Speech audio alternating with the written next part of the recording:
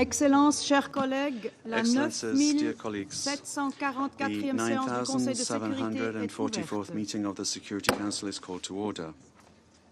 En entame, je voudrais rappeler que le Conseil de sécurité est un lieu de respect et je prie tous les intervenants et intervenantes de respecter les normes appropriées en matière de ton, de formulation et de contenu dans leurs remarques. Je rappelle également que le Conseil encourage en règle générale tous les participantes et participants, aussi bien membres que non membres, à faire leurs déclarations en 5 minutes ou moins. L'ordre du jour provisoire de la présente séance est la situation au Moyen-Orient, y compris la question palestinienne. L'ordre du jour est adopté. Conformément à l'article In 37 accordance du with Rule règlement 37 intérieur of the provisoire du Council's Conseil, Provisional Rules of Procedure, j'invite les I invite représentants the d'Israël, representatives of de la Israel, Mauritanie et de la Mauritania, and Turquie Turkey à to participer à la participate présente séance. in this meeting. Il en est ainsi décidé. It is so decided.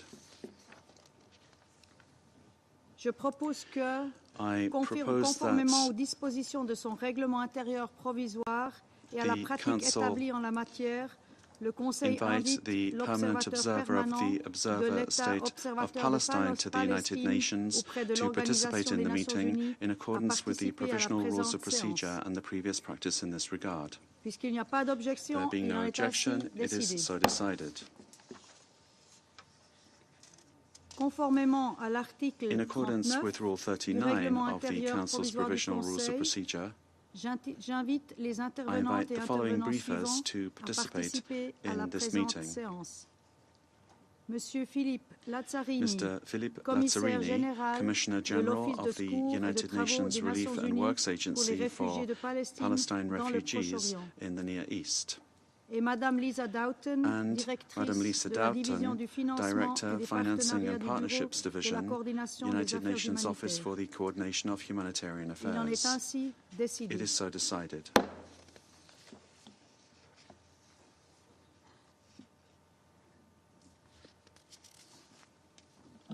Le Conseil de sécurité va maintenant The aborder Security l'examen Council will du now point begin 2 its de l'ordre du consideration jour. of item 2 of the agenda. Et j'ai le plaisir de donner la And I have the parole à pleasure Monsieur to Philippe give the floor to Lazzarini. Mr. Philippe Vous avez la Lazzarini. parole. You have the floor.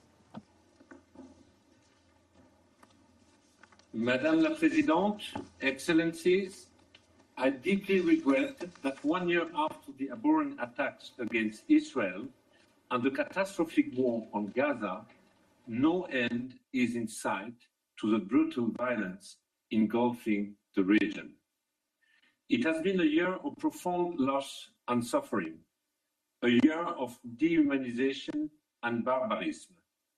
Hostages taken from Israel remain captive, the family left in deep and prolonged distress.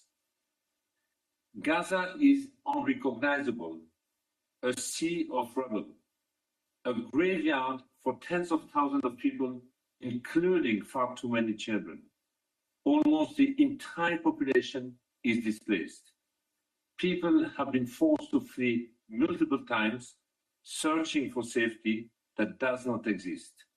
The latest development in the north are especially alarming. Hundreds of thousands of people are again being pushed to move to the south, where living conditions are intolerable.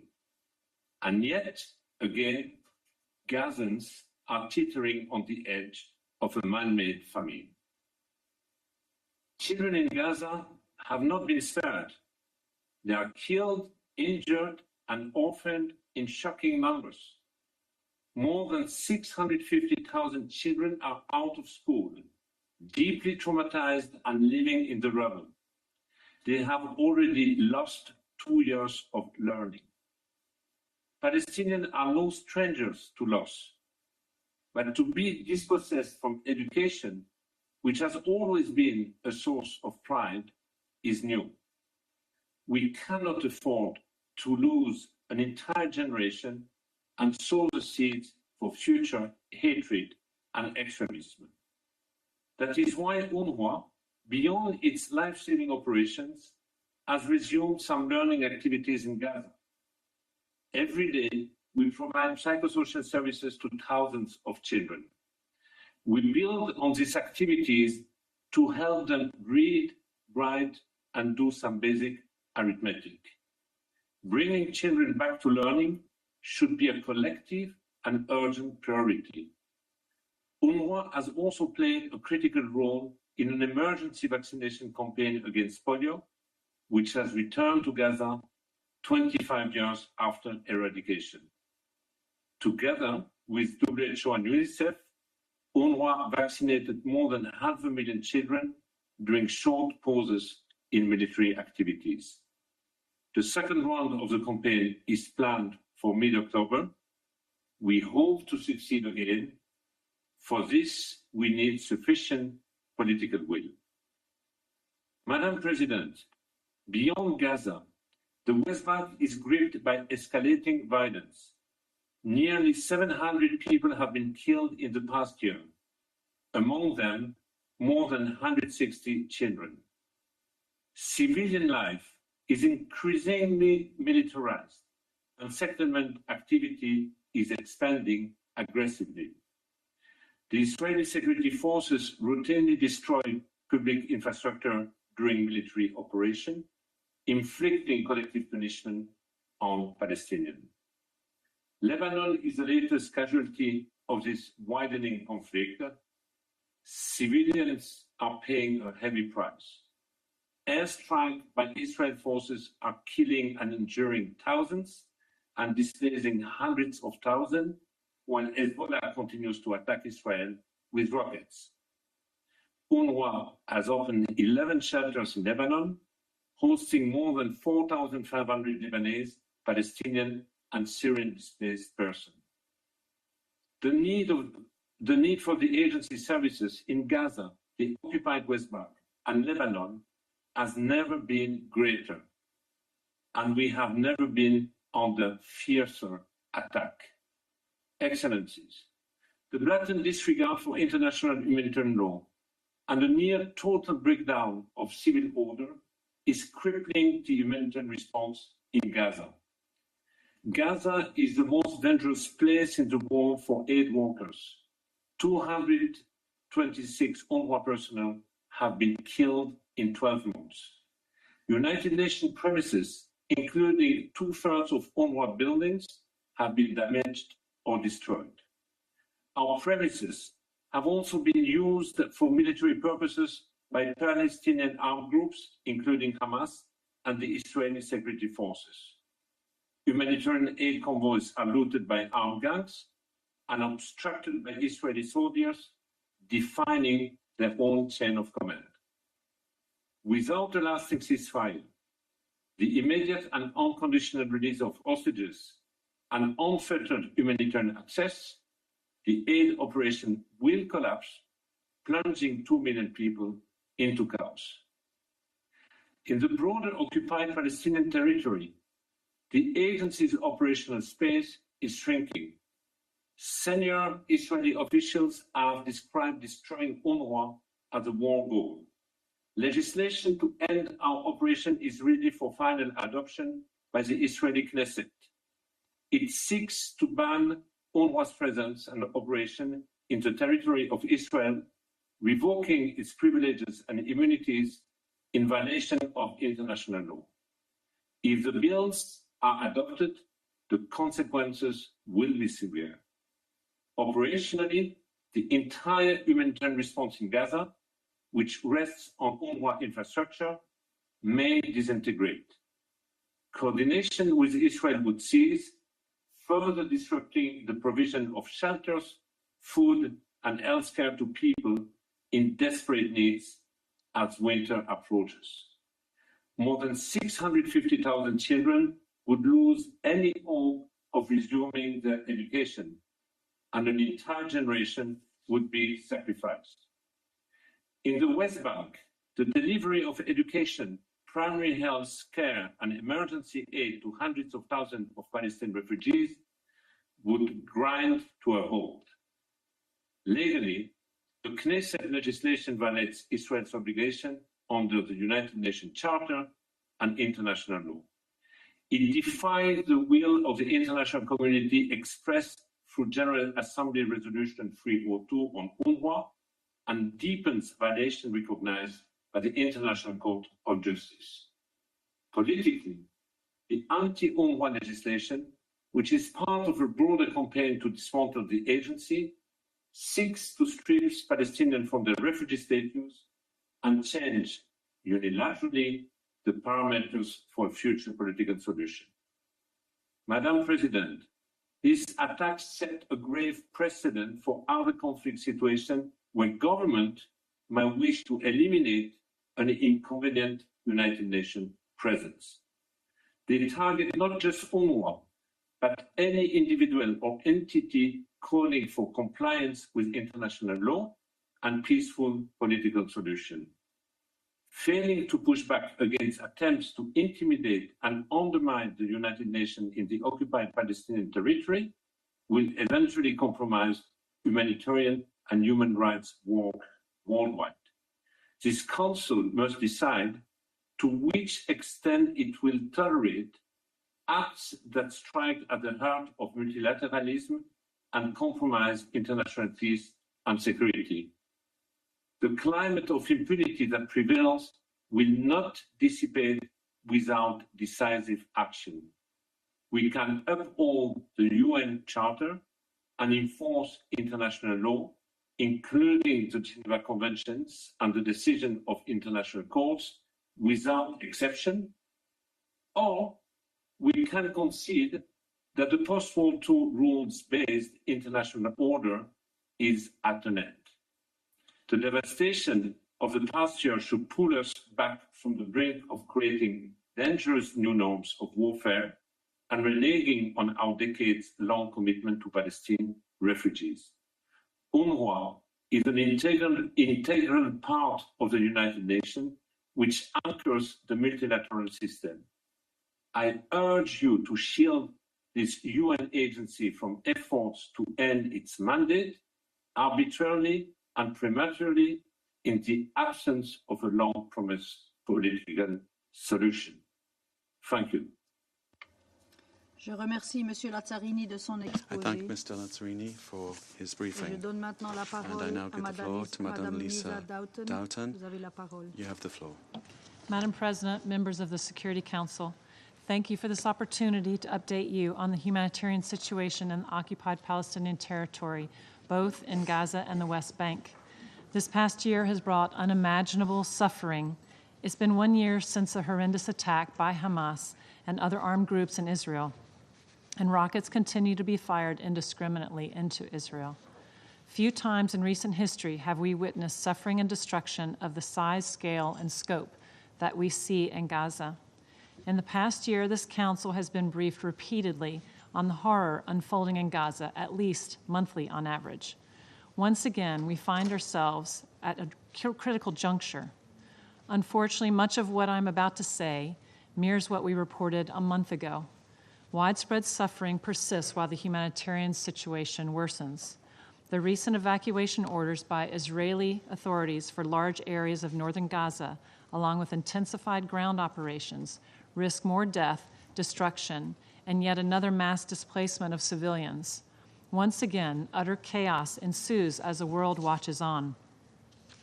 Before we turn to the situation, we express deep concern about the ongoing legislation to stop the activities of UNRWA. This would be disastrous for the provision of aid and essential services to millions of Palestinians in Gaza and the West Bank. Nearly every one of the more than 2 million people in Gaza receives some form of aid or service provision from UNRWA, along with nearly 1 million Palestine refugees in the West Bank. If approved, such legislation would diametrically be opposed to the UN Charter and in violation of Israel's obligations under international law. Madam President, over the past year, relentless Israeli-issued displacement orders have affected almost 84% of Gaza's territory. Around 90% of Gaza's population is internally displaced. Hundreds of thousands of people are pressured to move south to al-Mawasi, but southern Gaza can't accommodate more people. In al-Mawasi, where civilians were told to go, 12 Palestinians were reportedly killed and at least 26 others injured when 2 tents were struck in the camp at al-Mawasi on 1 October. Evacuation orders are meant to protect civilians, but the exact opposite is happening. As we've said so many times, there's no safe place in Gaza.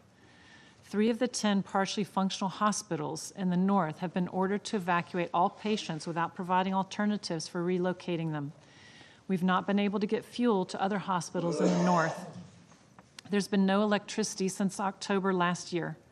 Without electricity or fuel for the generators, everything shuts down: medical facilities, water, sanitation, and other essential services.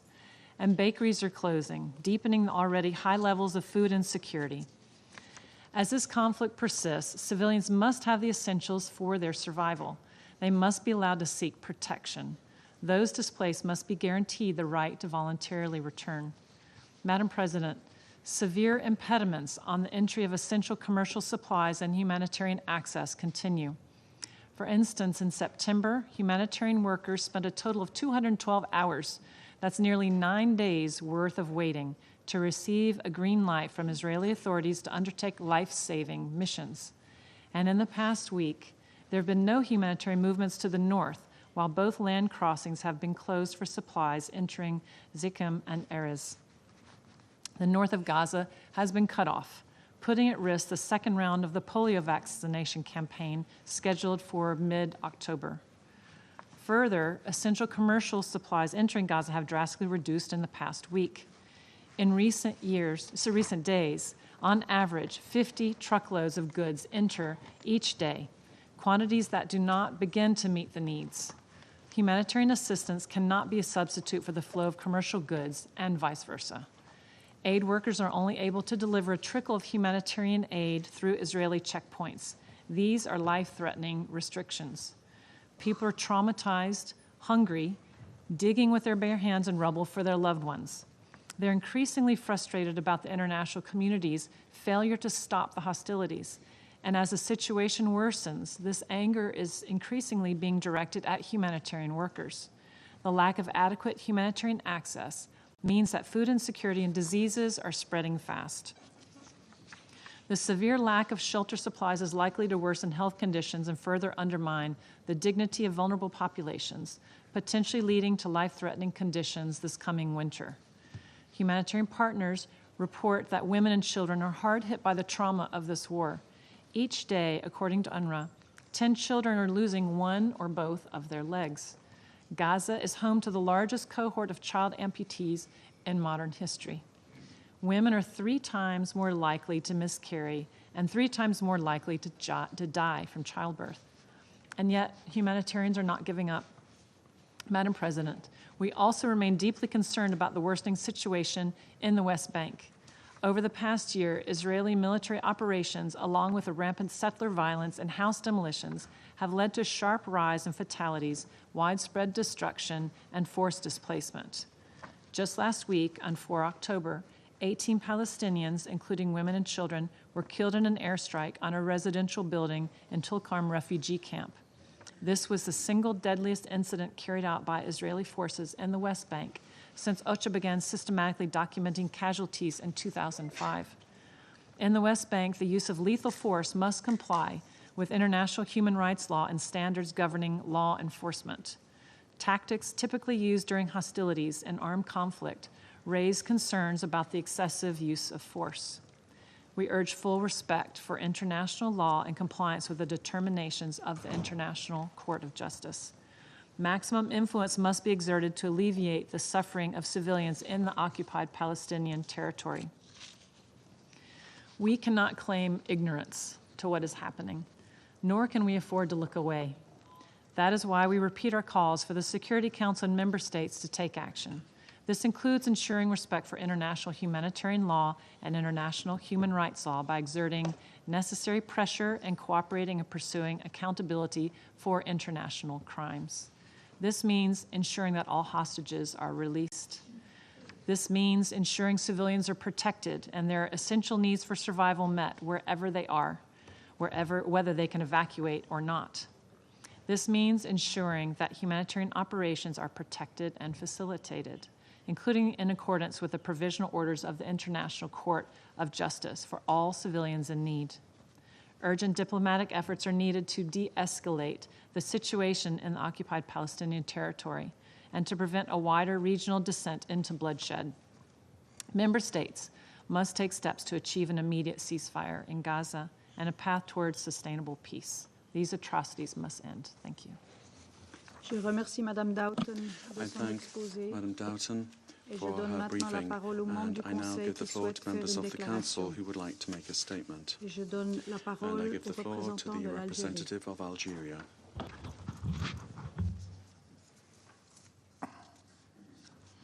Madam President, I would like to express my gratitude to the Swiss presidency for swiftly organizing this meeting at the request of Slovenia and my own country, Algeria. I also thank Mr. Philippe Lazzarini and Mrs. Lisa Downton for their briefings. These briefings highlight the horrifying consequences of a merciless Israeli war machine that has spared no one in Gaza. It is now extending its brutality into Lebanon. Madam President, massacres and killings have tragically become a daily reality in Gaza, and they continued unabated. In Gaza, over 42,000 people have been killed, 60% of them women and children, and nearly 100,000 people have been injured, some of them handicapped for their whole life. Shockingly, 6% of Gaza's population has been killed or wounded in the past year alone. In Gaza, the Israeli military has annihilated 900 families, erasing them entirely from the civil registry. In Gaza, at least 17,000 children are unaccompanied, definitely separated from their parents.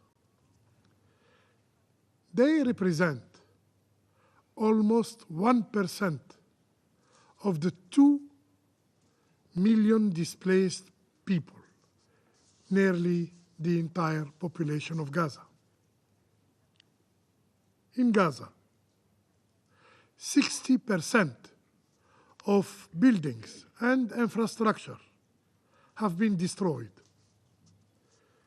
Gaza cities now resemble ghost towns, apocalyptic scenes that are horrifyingly real. This is not a military operation against Palestinian military faction, Palestinian terrorists. This is a war against the Palestinian people themselves. As the situation is the West Bank, and the situation in the West Bank is not better, with continuing illegal settlement activity and unprecedented annexation of Palestinian land. Last year was also the deadliest in the West Bank since the Second Intifada in the beginning of this century. The Israeli occupying power's aim is clear: to push Palestinians out of their homeland, following the sinister goal of no Palestinian west of the Jordan. Madam President, yesterday, the Israeli military threatened to forcibly remove patients, displaced persons, medical staff from Kamal Adwan Hospital, from Al Auda Hospital, and from Indonesian hospital in northern Gaza.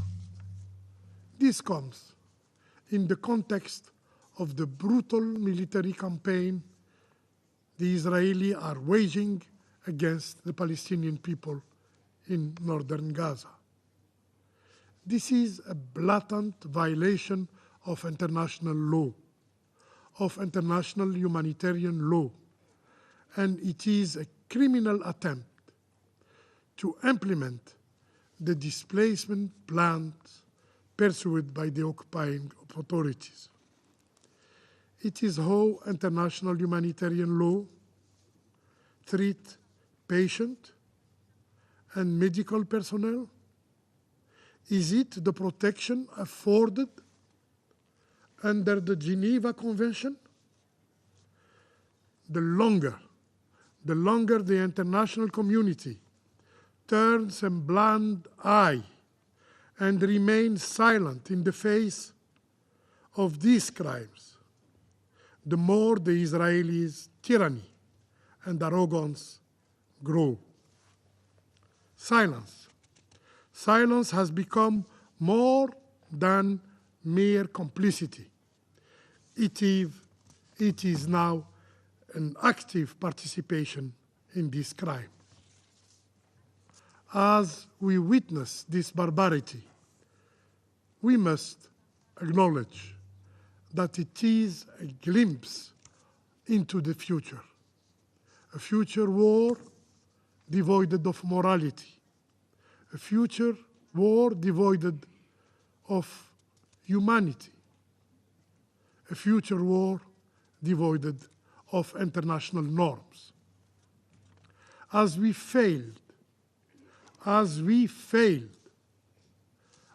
this Security Council failed to hold the Israeli occupier accountable, it became emboldened, believing itself to be above the law. Those who remained silent or try to justify today cannot claim to defend the rule of law tomorrow, because there will be no law except the law of the jungle.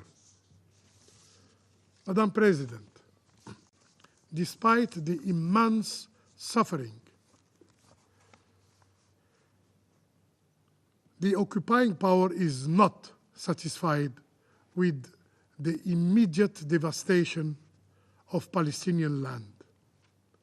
They seek to kill slowly the Palestinians in Gaza through famine, through starvation. They have tightened the blockade, restricting humanitarian aid. In September, according to the figures of the United Nations, only 52 trucks entered Gaza per day. They were more than 500 before October last year. And these 52 trucks are the lowest rate since last November. Meanwhile, 96% of the population in Gaza faces crisis or worse level of food insecurity.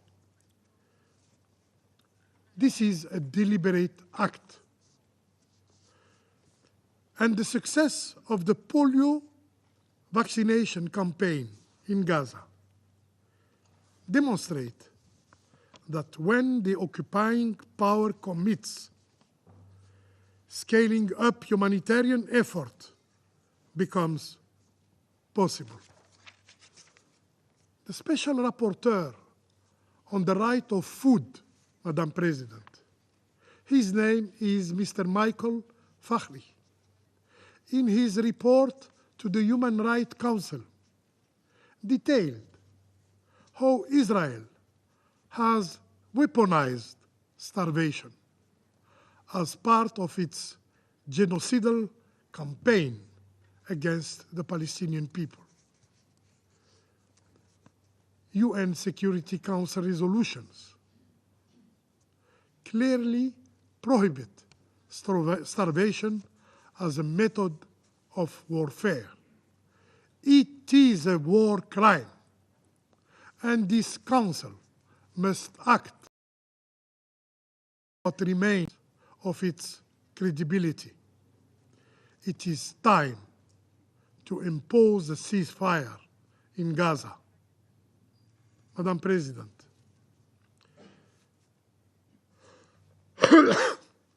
amidst this catastrophe, the occupier has not spared humanitarian personnel. 222 UNRWA staff members have been killed. Two-thirds of UNRWA premises have been destroyed or damaged. Moreover, the occupiers advanced bills halting UNRWA operation. UNRWA, the witness of the failure of the international community to uphold the right of the Palestinians. UNRWA, the backbone of humanitarian action in the occupied Palestinian territory, particularly in Gaza. For years, the Israeli authorities has made clear its desire, its will to dismantle UNRWA because it symbolizes the Palestinian refugee and their inalienable rights. We reiterate that the rights of Palestinian refugees are not subject to statutes of limitation and are guaranteed by the international law, which cannot be tailored to fit the occupier's agenda. The fate of the refugees must be and will be decided by themselves, not by the Israeli occupying power. Madam President, to conclude,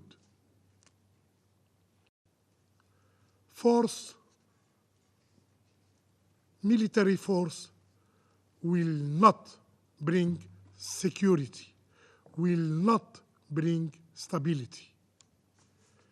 The occupation will not last. Security in the Middle East can only be reached through achieving the Palestinian people's right and ending the occupation of Arab lands. The Council, the Security Council, should endeavor to make this goal a reality. If we do not act now, the Middle East will be engulfed in an unprecedented war. I thank you. Je remercie le représentant de l'Algérie et I thank the representative of Algeria and I now invite the representative of Slovenia to take the floor. Thank you, Madam President.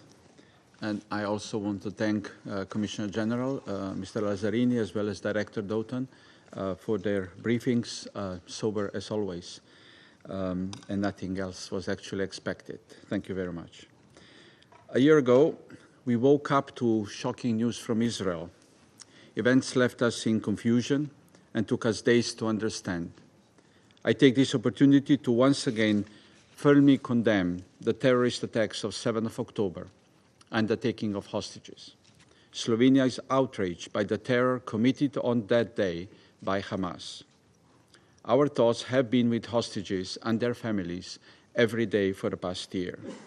These days, we feel their pain even more. What unfolded in the days, weeks, and months after in Gaza is, however, equally shocking. We fail to understand how Israeli response to a terrorist attack can result in indiscriminate collateral killing of over 40,000 civilians, most among them women and children. We firmly believe the international community must do better in its response to such atrocities. Colleagues, over the recent months, this Council has spent countless hours in briefings, assessments of situation, and debates about possible solutions. Our calls for respect of international law, the foundation of international order, as well as respect for our resolutions, remain ignored. People in Gaza are left without homes, hospitals, schools, and other critical infrastructure. They face repeated evacuation orders without possibility to find safe shelters. They are denied access to life-saving humanitarian aid. Challenges related to the humanitarian space in Gaza are so complex that even after 1 year of the war, we cannot comprehensively summarize them. We hear calls from humanitarian workers for more decisive action of the Council. They say that only a ceasefire will enable humanitarian organizations to adequately address the tragedy in Gaza. And we agree. I think the Council agreed. We should continue to call and take action for compliance with our demand for a ceasefire. However, while demanding compliance with our resolutions, we continue to bear responsibility to easing the pain of civilians in Gaza. Colleagues, we know the tragic humanitarian situation of Palestinians will not magically disappear even once we achieve a ceasefire. A ceasefire will not automatically remove obstacles to humanitarian access. Gaza will not be safe until public order is restored. The territory of Gaza is littered with unexploded bombs that put civilians at risk, in particular children. Reconstruction will last for decades. Lack of opportunity for social and economic recovery is an excellent breeding ground for hatred, division, and extremism. We have seen that in multiple situations in the past. We should move forward in our reflections what needs to change in order for peoples of this region to live in peace and security for a change. Colleagues, attacks on the United Nations are unacceptable. It is member states who have created the United Nations. And it is precisely the United Nations which have protected what was left of humanity in Gaza. They do the work on our behalf, and they carry burden of our failures. Attacks on United Nations are unprecedented. People, assets, and premises clearly marked as UN hit on the ground. Equally alarming are attempts to dismantle UNRWA, the agency that provides essential support to Palestinian refugees. We stand by the shared commitments to UNRWA, supported by 123 member states of the UN, including all Council members. It is clear the role and mandate of UNRWA must be protected. UNRWA is a lifeline for Palestinians in Gaza. Or in words of Commissioner, entire humanitarian response in Gaza may collapse. Attacks on Secretary General are unacceptable. As a member state of this organization and in line with the Charter, we stand by the work under the leadership by the Secretary General. And finally, situation in Gaza has evolved into a threat to international peace and security. This is not anymore an assumption or a danger. It is here, it is a fact. Conflicts are spreading like an inferno across the region of the Middle East, an inferno that we must stop. More wars will not bring peace and security. More wars will not bring Israeli hostages home to their families. It is time to stop the wars, to bring hostages home, and to end suffering of the civilians in the Middle East. We call for an immediate, all-out regional ceasefire and for all parties to return to the path of diplomacy. Colleagues, the world cannot forget Gaza. this Council cannot forget Gaza. And first and foremost, we cannot forget we have the primary responsibility for international peace and security. Thank you. I thank the representative of Slovenia for their statement. I invite the representative of the United States. Madam President, and thank you, Commissioner General Lazzarini and Director Dalton, for your briefings. I also want to take a moment to welcome the appointment of Tom Flesher as the new Emergency Relief Coordinator and note how important it is for all of us to work very closely with him. Colleagues, this Monday marked 1 year since Hamas's horrific terror attack in Israel, murdering 1,200 innocent people, taking 200 individuals hostage, leaving their families clinging to hope, and setting into motion this horrific situation. 1 year since Hamas unleashed a conflict that, despite our extensive diplomatic efforts, continues to inflict tremendous suffering and pain on the Palestinian civilians in Gaza and destabilizing the region.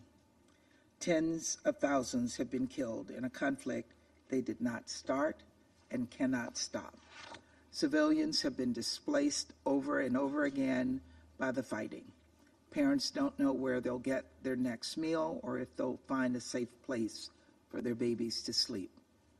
There are children whose earliest memories, whose only memories, are the sights and sounds of war, who are often injured, traumatized. And there are hostages who continue to struggle to stay alive in the squalor and darkness of Hamas's tunnels. It is far past time for a hostage and ceasefire deal consistent with Resolution 2735 to bring the hostages home, allow for a surge in humanitarian aid, assure Israel's security in this war, and move toward a two-state solution. But as we push for this deal, we must also continue to work to alleviate the humanitarian crisis unfolding before our eyes. Because let's be clear, conditions are catastrophic and will further deteriorate if additional steps are not taken. Indeed, all parties must meet their responsibilities under Resolution 2720.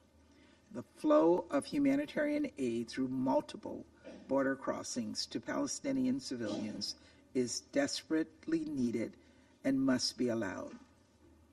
To that end, we welcome the Council's extension of Senior Coordinator COG's reporting mandate.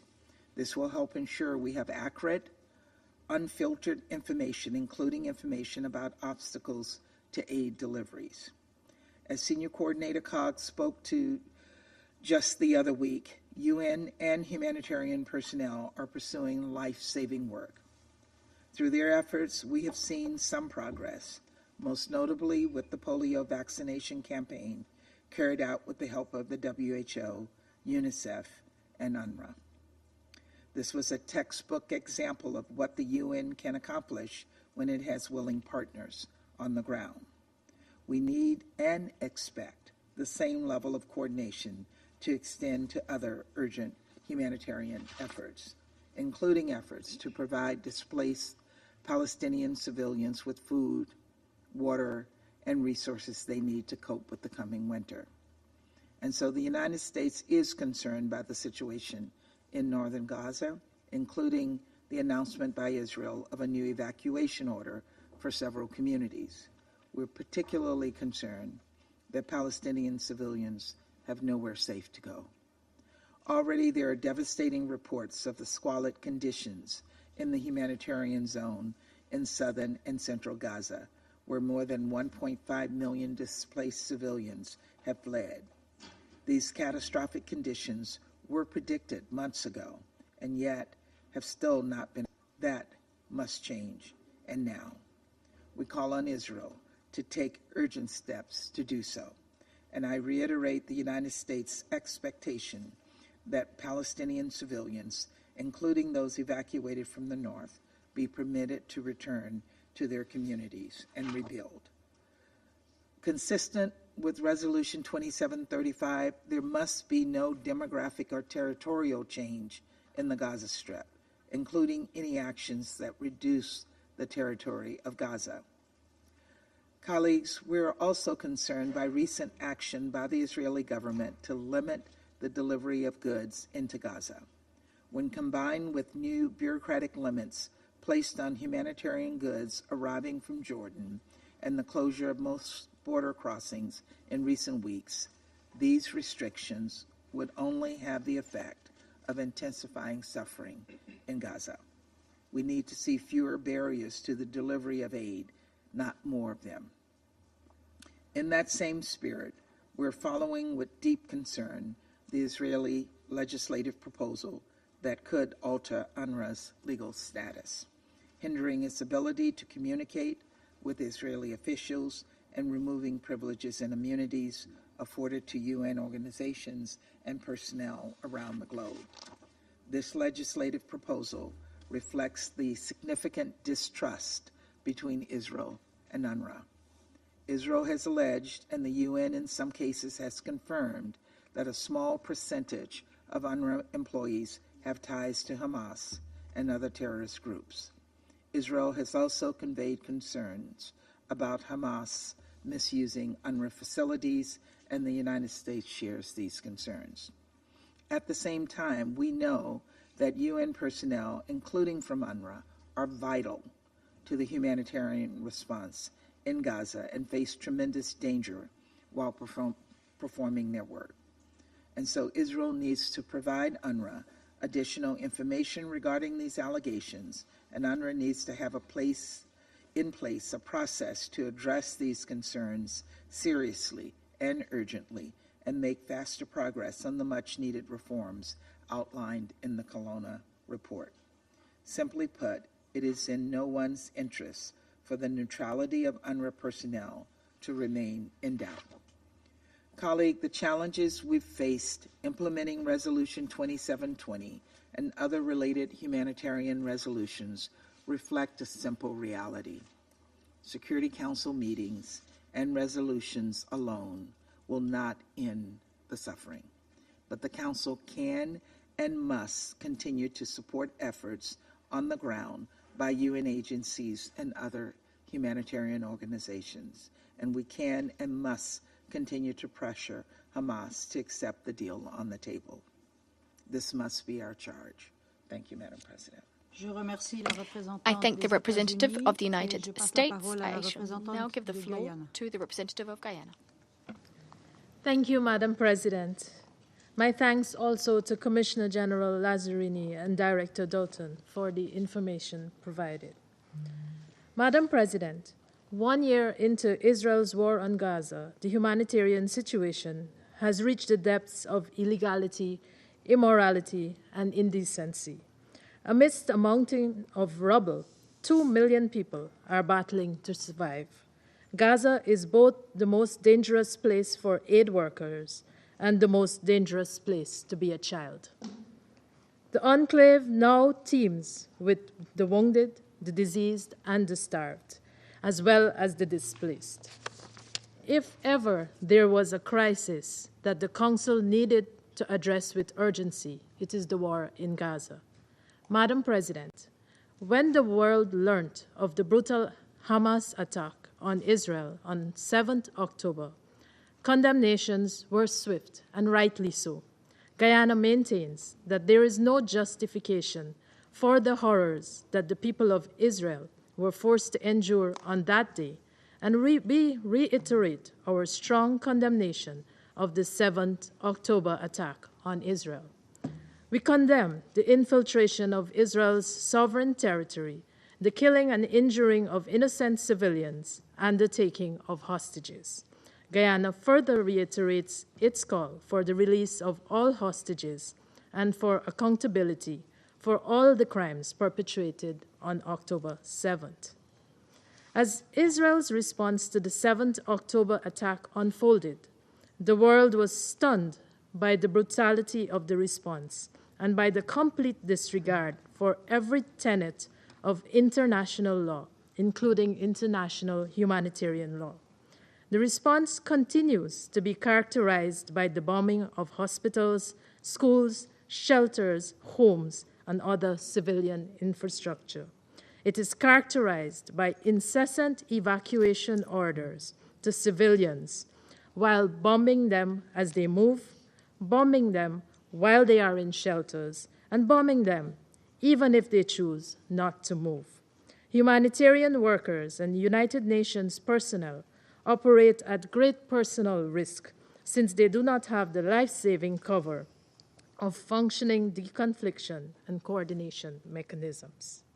Guyana reiterates its condemnation of the illegalities that continue to be perpetrated in Palestine. We condemn the ongoing violations of international law, the United Nations Charter, the resolutions of the Security Council, and the orders of the International Court of Justice. We call on Israel and all other parties in the war to abide by the rule of law and to prioritize the protection of civilians. Madam President, as we contemplate the long-term prospects for the people of Gaza on account of this war, there are some extremely troubling realities that we must confront. For example, the war will set children and young people's education back by up to 5 years and has created a generation of permanently traumatized Palestinian youth. The implications of this setback for development cannot be overemphasized. Neither should we underestimate the challenges that will be encountered as a result of the trauma that this war has created. Time is not enough to speak of the Herculean task that reconstruction would involve and the intense amount of resources that would be required. Madam President, the question of justice must also concern us. In Guyana's view, justice entails both accountability and redress. To be comprehensive, justice must reach beyond October 7, 2023 to May 1948. It must address the millions of Palestinians and their generations of children who have been gradually pushed off their lands, with many born as refugees and many who also died as refugees. Justice demands that these wrongs not only be acknowledged, but fully theirs. There should be no compromises on this point. The question of the UN's legitimacy must also concern us. This war has revealed staggering levels of impunity by Israel, whose actions have cut at the very core of what the organization stands for. This council and the General Assembly have been subjected to all sorts of vitriolic indignities over this past year, and we now watch as the Israeli Knesset prepares to brand UNRWA a terrorist organization. The backbone of the humanitarian operations in Gaza continues to operate with a sword of Damocles dangling over its head. The UN and all peace-loving and moral countries must not allow Israel to shutter UNRWA and with it, life-saving support for millions of Palestinians. Let us act now to safeguard the purposes and the principles of this organization. Madam President, the history of the Israeli-Palestinian conflict has shown that seeds sown in blood cannot produce plants of peace and security. On the contrary, they produce weeds of fear, of turmoil, of chaos, of insecurity, of injustice, and a constant looking over the shoulder, unsure of when the next bullet or bomb or rocket or stone would be used to perpetuate the cycle of violence.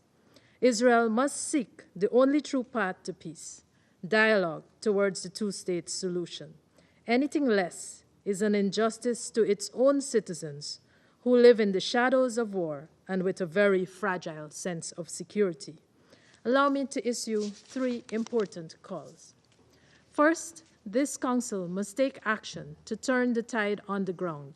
We cannot suspend our responsibility for the maintenance of international peace and security and hope that others will carry it out for us. Let us be united in this effort to halt the suffering across the Middle East in a war that is consuming Palestine's children. Guyana, therefore, reiterates its demand for a ceasefire and is ready to work with the Council to ensure that the ceasefire is achieved. Second, The humanitarian situation, purely man-made, is a shock to the human conscience. Civilians in Gaza desperately need our intervention, and not just with our resolutions or press statements. They need tangible action on the ground to secure urgent relief and permanent peace. Guyana therefore calls on the Council to enact measures that would deliver peace both in the short and long term. Finally, Guyana reiterates its appeal for the prioritization of all civilian lives. This includes Palestinian civilians detained in Israeli prisons without charge, persons taken hostage from Israel on 7th October, the hundreds of thousands of Palestinians displaced across the Gaza Strip, innocent civilians in Lebanon, and the Israeli citizens themselves. The actions of the parties to this war, including Israel, clearly demonstrate that no priority is being given to the lives of civilians. Madam President, I conclude by underscoring the need for urgent action to address the humanitarian crisis in Gaza and end the ongoing violence in the Middle East. Guyana is prepared to do its part to this end. I thank you. Je remercie la représentante de I Guyana. thank the representative of Guyana and I give the floor to the representative of the Republic of Korea. Thank you, Madam President. I would like to thank Commissioner General Philip Lazzarini of UNRWA and Director Lisa Doughton of OCHA for their briefings. This past Monday marked the first anniversary of the brutal terrorist attack by Hamas against Israel, and we have to keep in mind that more than 100 hostages are still held by Hamas in Gaza. These heinous acts must be unequivocally condemned, and the hostages must be released immediately. However, as repeatedly pointed out, the terrorist attacks by Hamas do not provide any legitimate ground for another party's violation of any international norms, including international humanitarian law and Security Council resolutions. Civilians must be protected. Humanitarian aid must not be hindered. And the Council resolutions, including 2735, should be implemented without delay. In this regard, we are extremely worried once again by the recent enormous evacuation order by the IDF, combined with the reopening of massive military operations in northern Gaza, which used to be the most populous area in the Strip. Gaza is not a chessboard, nor are the civilians remaining there chess pieces. Madam President, when the current situation broke out 1 year ago, no one could assume that the armed conflict in Gaza would last for so long. Unfortunately, we are now witnessing the most unfavorable scenario in the Middle East. Indeed, Israel's ongoing bombardment and ground operations are aggravating the unspeakable suffering of Palestinians in Gaza, and Hamas still fires rockets. Destruction and violence are also rampaging in the West Bank, with an incessant expansion of Israeli settlements. The dangerous spillover to Lebanon has become a dire reality, threatening not only Lebanese citizens but also UNIFIL. Houthis' attacks in the Red Sea are intensifying.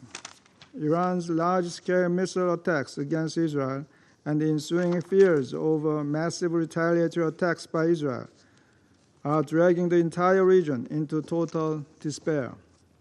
But let's be clear, short-term military victory will not deliver long-term peace. Under the current conflict lies intergenerational trauma alongside long-lasting hatred and distrust. And now we are witnessing a grave situation where such resentment and hatred are deepening and sharpening across the region, and they even point to UN institutions, including the Secretary General and UNRWA. We are extremely concerned by the bills advancing in the Knesset, aiming to ban UNRWA's activities. Final approval to these bills would have a devastating impact on Palestinians, with no UNRWA, no deconfliction, no humanitarian activities, and no health or educational services. This must not happen. The Republic of Korea reiterates support for the two-state solution, which is firmly supported by the vast majority of UN member states. If there are parties who believe that the two-state solution is not a viable path, they will have to answer as to what is a better alternative to guarantee durable peace in the Middle East. If there is no alternative, no one should irreversibly destroy the basic conditions to realize this common goal for a brighter future for all. I thank you, Madam President. Je remercie le représentant de la I thank the République representative de of the Republic of Korea, and I invite the representative of the United Kingdom Thank to have you, the floor. President. And I thank Director Dalton and Commissioner General Lazzarini for their briefings.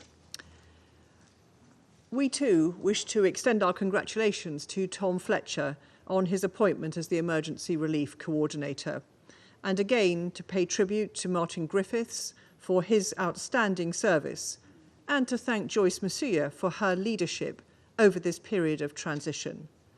Now, more than ever, we need strong voices to speak up for the humanitarian community, and we look forward to working with Tom Fletcher and his team. President, this week marked a sobering milestone. We are now 1 year on from the events of the 7th of October 2023 and Hamas's brutal terrorist attack against Israel, the darkest day in Jewish history since the Holocaust. As my Prime Minister has said, we honour those lost, and we continue in our determination to ensure the return of those still held hostage. Sadly, the anguish did not end on the 7th of October. Each and every day since then, we have seen civilians suffer on a dreadful scale. We call upon Hamas and Israel to agree a ceasefire deal which would see the release of the hostages, more aid entering Gaza, and an opportunity to begin the work of reconstruction and progress towards a Palestinian state. We also call upon Hamas to stop endangering civilians.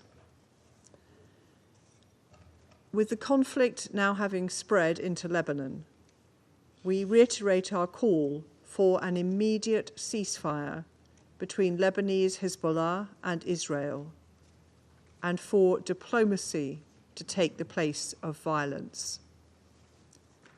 President, while we continue to push for regional de-escalation, it is vital that we do not lose sight of the continuing humanitarian crisis in Gaza.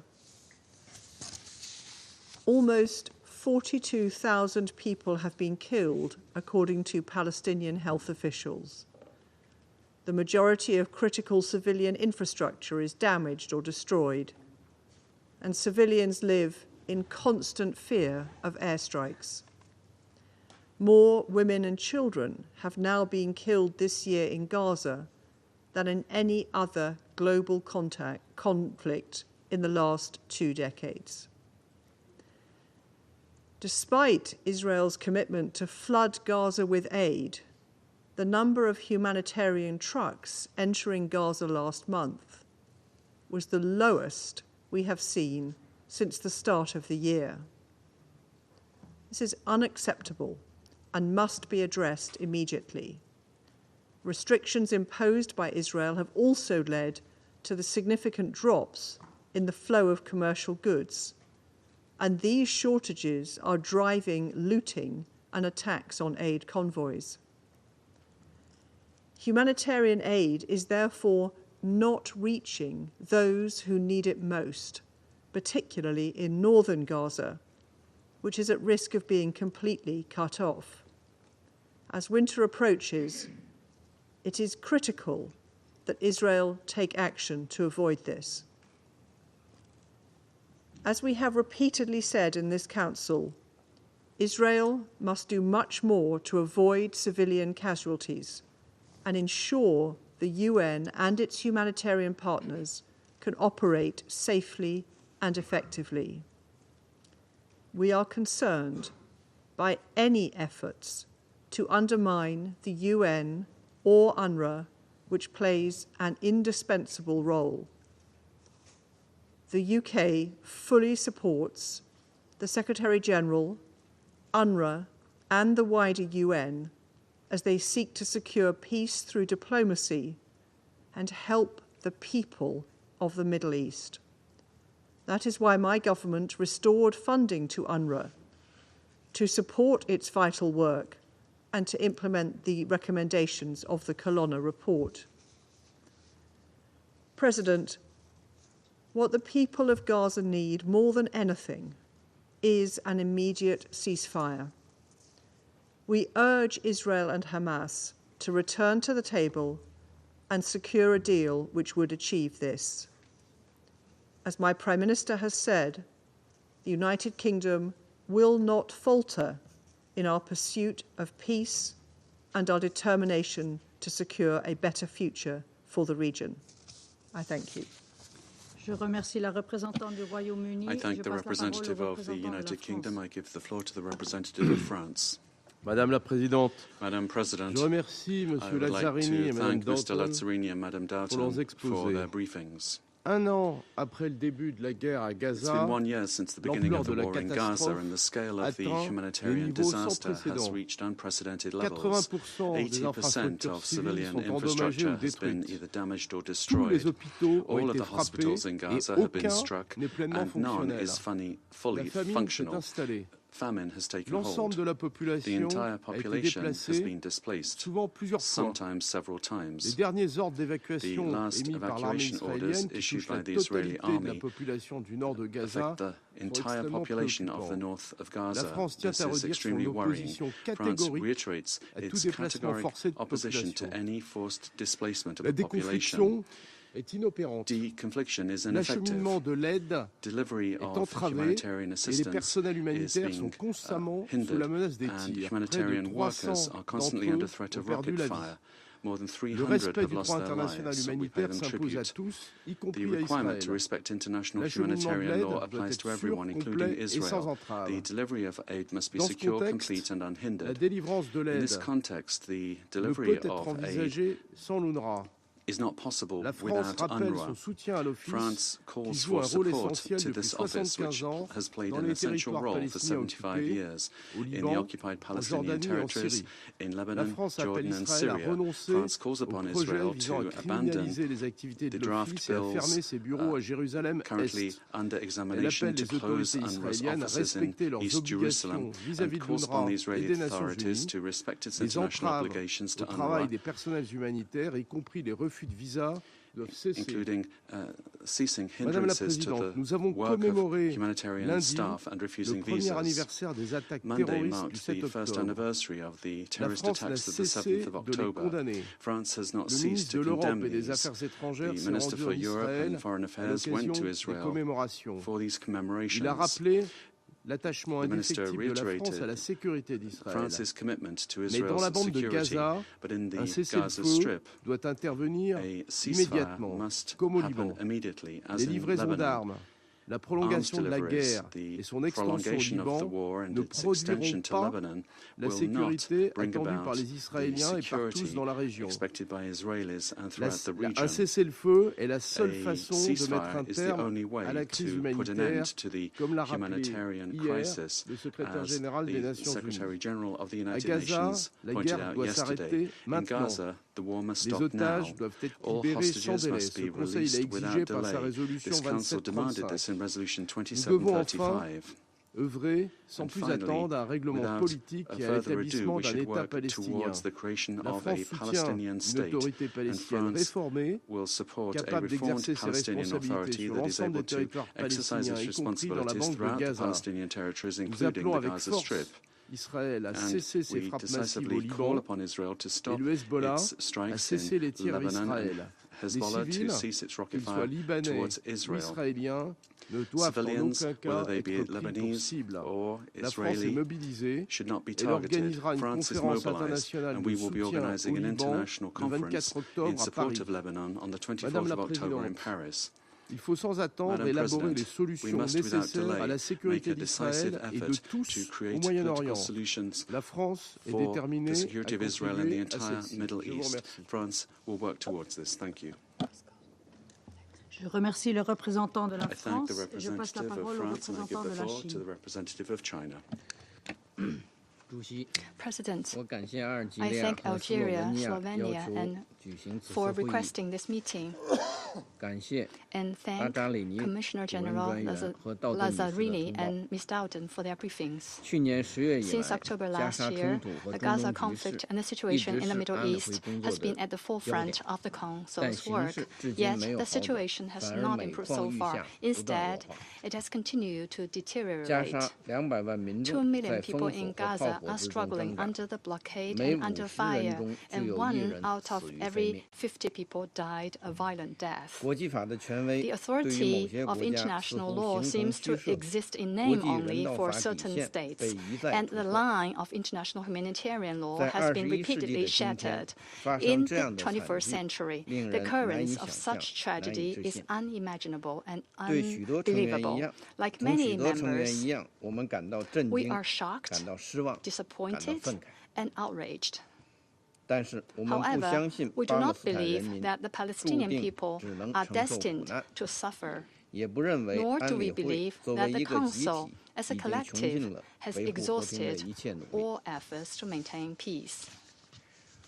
We cannot accept that death and hunger have become the new normal in Gaza. Gaza is already an inferno on earth, and humanitarian assistance gives people hope for survival. The role of the United Nations Relief and Works Agency for Palestinian Refugees in the Near East, UNRWA, is indispensable and irreplaceable.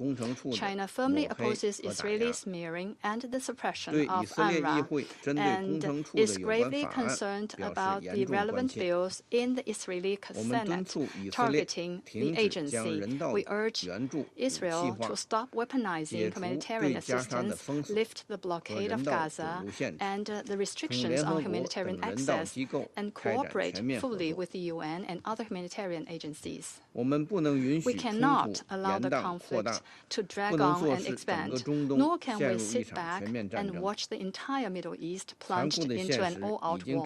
The harsh reality has proved that winning a war doesn't necessarily mean having peace. Military might alone cannot guarantee lasting security, and the obsession with force only creates more killings and hatred. Israel must cease all military operations in Gaza and put an end to the collective punishment of the people in Gaza. The intensified settlement activity and the reign of violence in West Bank were a de facto obliteration of the foundations of the two-state solution and must stop immediately. Lebanon must not become the next Gaza. China calls on all parties to exercise restraint and achieve a ceasefire. We urge Israel in particular to stop taking actions that would further escalate the situation. We cannot ignore the marginalization of the Council. There is broad consensus among the vast majority of Council members on the Palestinian-Israeli issue. After repeated veto of the Council's demand for an immediate ceasefire, the U.S. put forward a ceasefire initiative last May, claiming that Israel had accepted it and requesting the Council's support for an agreement through diplomatic talks. However, over the past 5 months, the so-called diplomatic efforts seem to be going in circles, and more time and patience have led to greater civilian casualties and more reckless military adventurism. It is necessary to take a deep look at the current impasse and reaffirm some self-evident principles. Security Council resolutions are binding on all states, as stipulated in the UN Charter, and there is no room for distortion or interpretation in this regard. The implementation of international humanitarian law is a non-negotiable obligation and cannot be used as a bargaining chip. The principles of international law are universally applicable to all states. Double standard and selective application would set a terrible precedent with wide-ranging negative consequences. We certainly cannot lose faith in genuine diplomacy. To that end, we strongly urge the country concerned to put saving lives first, show political will, take an impartial stand, reject political calculations, and exert all available influence on the relevant party. At the same time, we support the Council in utilizing all options in its toolbox to take further action to end the war as soon as possible and restore peace at an early date. I thank you, President. I thank the representative of China and I give the floor to the representative of Ecuador. Thank you. Madam President, I would like to thank OCHA and UNRWA for their briefings and reiterate the appreciation of my country for the work of the United Nations and its agencies and support for its selfless and indispensable work. President, colleagues, it's been 1 year and 2 days since the terrorist attacks perpetrated by Hamas and other militant groups, where more than 1,200 people were murdered in the south of Israel, thousands were wounded and 250 were kidnapped, of which 100 still remain in captivity. The atrocities committed on that day included sexual violence, and the fate of the hostages cannot be forgotten. It is regrettable and incomprehensible that 1 year after these acts of terror, the immediate cause for the war that laid waste to the Gaza Strip, the Security Council has not been able to clearly condemn these acts and its perpetrators. Ecuador, for its part, once again condemns these terrorist acts and calls for the immediate and unconditional release of all hostages still under Hamas's control. We said this a year ago, we continue to say this. Ecuador recognizes the imminent right to legitimate self-defense of member states of the United Nations in the case of an armed attack, but we recall that this should be done according to the terms enshrined in Article 51 of the Charter. Madam President, the civilian population in Gaza has had to bear the consequences of 1 year of this war, which has led to tens of thousands of people dying and being wounded, including women and children. They are the ones that suffer the brunt of this violence. The violence must stop now. The fighting must stop. The bombing, the launching of rockets, and the acts of terrorism which continue to expose innocent civilians to loss of life and limb. It is fundamental to remember that respect for the norms of international humanitarian law is not optional for any of the parties involved in this conflict. Failure to comply brings with it serious international responsibilities which we cannot ignore. Colleagues, the humanitarian situation in Gaza, as we have heard, is disastrous. Thousands of civilians are suffering the consequences of conflict, facing shortage of food, water, medicines and essential services, such as education for children. This crisis not only requires an urgent response, but also a sustained commitment on the part of the international community to mitigate the suffering and protect fundamental human rights. The 4 resolutions adopted by this Council have not been implemented. This must be done immediately. No excuses, no delays. It is necessary to implement an agreement that will make it possible to bring about an immediate ceasefire, the release of hostages, and the entry of humanitarian assistance in sufficient amounts and in a timely manner. The time has come for bold political decisions which prioritize the common good. The time has come to protect civilians, humanitarian workers, and to respect the institutions which assist them. any initiatives which hinders the work of United Nations agencies that provide this humanitarian assistance is worrying and dangerous. Madam President, the final resolution to this conflict will not come through force. Almost 8 decades of unsuccessful attempts using this approach should be sufficient. I've said this very many times, I say it again on this occasion.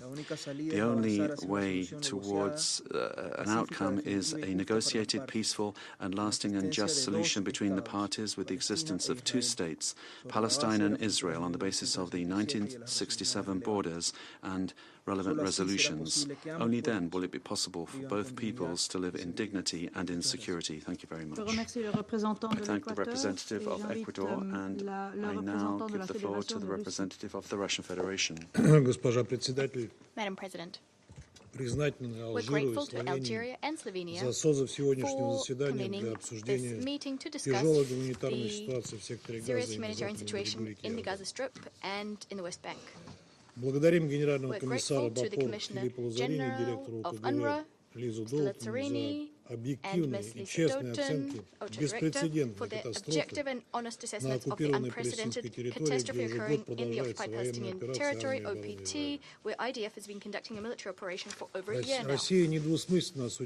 Russia unequivocally condemned Hamas's actions against residents and others living in border areas of Israel on the 7th of October, the killing of civilians, taking hostages, including women, the elderly and children. We're acutely disappointed by the fact that 1 year on, over 100 people remain in captivity, and that to secure their release, the necessary diplomatic efforts, as per Security Council decisions, are not being undertaken. Among those injured, there are also Russian citizens. We stand convinced that terrorist methods cannot be justified, and that violence against both Israeli and Palestinian civilians is unacceptable. Having said that, all those who are still capable of compassion are outraged by the fact that this tragedy has been used for over a year now for a ruthless and an inhumane mass collective punishment of Palestinians, who are confronting a humanitarian catastrophe that's unprecedented since the times of World War II. Almost 72,000 people have died, most of them women and children. Wounded and missing close to 100,000. 2 million IDPs. This is the result of the stubbornness of the Israeli leadership and their and West Jerusalem's allies, who are providing cover, the U.S. that is, who are preventing the Security Council from stopping this vicious cycle of violence. The Enclave's territory is the world's biggest open-air prison. It's being subjected to mass bombing and shelling on a daily basis. In Gaza, there's nowhere that's safe for civilians. Civilian infrastructure is being purposefully destroyed. The provision of first aid to civilians is being blocked. Before the eyes of the international community, humanitarian convoys are being shot at and shot dead. Over 300 humanitarian workers have died, including 226 UNRWA personnel. In parallel, in the West Bank, a bloody operation run by the Israeli military is continuing, as well as clashes pitting settlers and residents. Just yesterday, during a security force raid on Kalandi refugee camp, a 12-year-old Palestinian boy died and at least 8 people were injured, wounded in fact. In total, since the 7th of October, over 11,000 Palestinians have been put behind bars in Israel, and they're enduring harsh and degrading treatment. What can be deemed a relative success of the UN's humanitarian wing is the polio vaccination campaign, which covered 500,000 Palestinian children under the age of 10, even though, according to the information we're getting, UN humanitarian bodies haven't yet managed to secure from Western Jerusalem even a short humanitarian pause for the conduct of the second phase of the vaccination campaign and for the distribution of aid. Madam President, against this backdrop, what's particularly concerning and perplexing is the fact that the Foreign Affairs and Defense Committee of the Knesset is working on 2 bills, one banning UNRWA's work on Israeli territory and the other revoking immunities and privileges for UNRWA staff. If these bills are adopted, what will be threatened is not only the ongoing work of UNRWA in Gaza and in the West Bank, including East Jerusalem, but the prospect of providing assistance to Palestinian refugees in neighboring Arab states as well, Syria, in Lebanon, and Jordan, which have already seen their capacities dimmed by the catastrophic shortage of funds due to the US's decision to suspend UNRWA funding out to the month of March 2025. Israel's plans vis-à-vis UNRWA would be a violation of the UN Charter and the Convention on Privileges and Immunities of the UN, as well as relevant UNGA resolutions.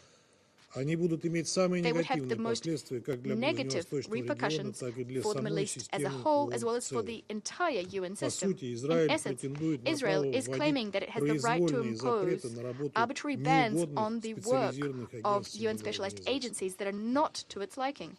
Colleagues, we have no right to allow this to pass. The precipitous degradation of the humanitarian situation in the Gaza Strip and the ongoing dismantlement of UNRWA in the OPT requires our swift intervention. This is what the entire international community is expecting from the UN. We need to defend the agency, which has a singular capacity to provide social, educational, and medical services, which are of critical importance, not only during this acute, difficult period, but also for post-conflict reconstruction in the enclave and for preventing the radicalization of Palestinian society. Let me underscore that undermining UNRWA's mandate threatens the maintenance of Palestinian refugees' status, which could thwart efforts to achieve a just solution, which is a cornerstone for the entire Middle East, a just solution of the Palestinian issue. Madam President, almost 1 year ago, the Secretary General said, and rightly so, that the events that transpired on the 7th of October did not occur in a vacuum.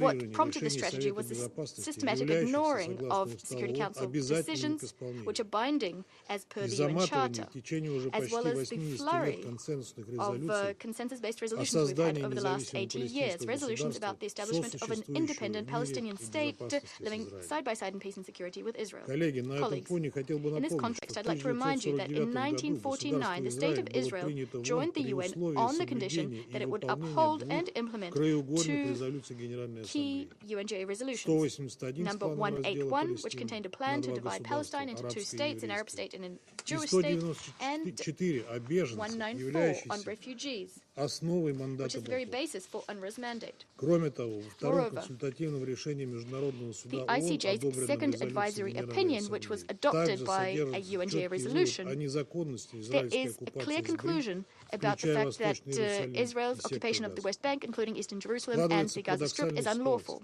So we have a paradox on our hands.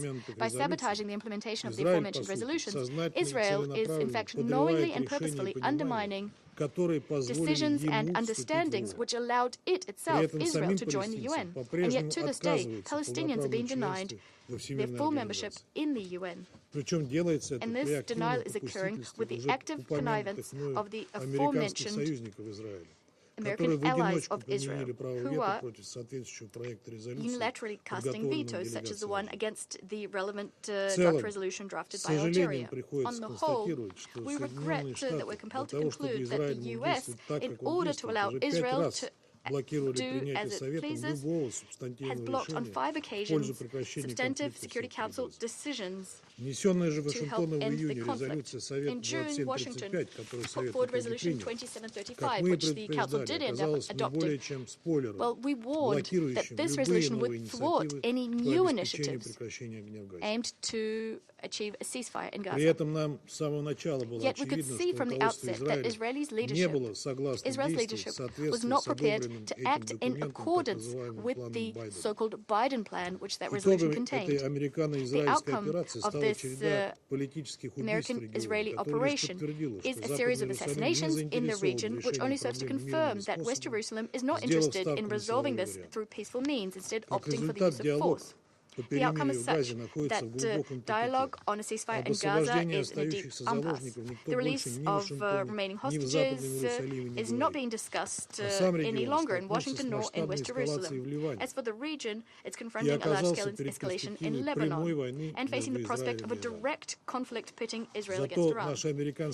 And yet our U.S. colleagues on the Council continue to duck behind the aforementioned resolution 2735 as if nothing had happened, asserting that supposedly any new steps undertaken by the SC will only hinder efforts.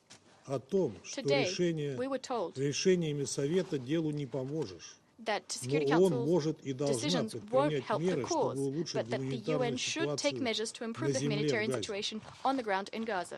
I do apologize, but such assertions cannot be accepted. These assertions are borderline blasphemous. How can we criticize the UN? How can we call on the UN to discharge its humanitarian mission when there are ongoing bombings which are hindering the delivery of humanitarian assistance, when UN and other humanitarian workers are being assassinated, and when UNRWA is being threatened with closure? How can we demand the UN to discharge its mandate? We can do that on the condition that there is a ceasefire. This is something we've been talking about since day one, and other Council members are also discussing this, except one member. And that Council put forward a Resolution 2735, which was destined to be a failure. And this is something the Secretary General has stated clearly, and other UN representatives. But it's all in vain. West Jerusalem has not heard these calls, and those providing cover for West Jerusalem, as we said before, they're ducking behind this disingenuous resolution 2735. Madam President, we all understand that the current catastrophic situation can and should be settled solely through political and diplomatic means, with the active involvement of all Middle Eastern countries and powers from beyond the region. Our common objective is to ensure the implementation of Security Council and GA resolutions, to put an end to the bloodshed which risks spilling over to the rest of the Middle East, and what's most important, to guarantee that Palestinians can exercise their lawful right to self-determination, allowing them to establish, not in word, but indeed on the ground, to establish a territorially contiguous and viable state within 1967 borders with East Jerusalem as its capital. The Security Council can and should act to fulfill its mandate, the mandate of maintaining international peace and security. Only our collective decisiveness and principled stance will allow us to force the US and Israel to respect international law and to comply with Security Council and UNGA decisions. We're counting on the solidarity and the active position of all our Council colleagues. All our Council colleagues. Thank you very much. Je remercie le représentant de la Russie. I thank the representative of the Russian Federation and the representative of Sierra Leone. Thank you, Madam President.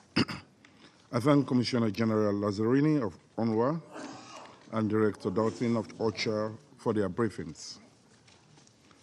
1 year into this conflict, it's still a sad reality that the bloodshed continues in the Gaza Strip since the unjustifiable and horrific attack by Hamas on Israeli civilians, which resulted in over 1,200 deaths, as well as injuries, displacements, sexual violations, and hundreds of men, women, and children taken as hostages.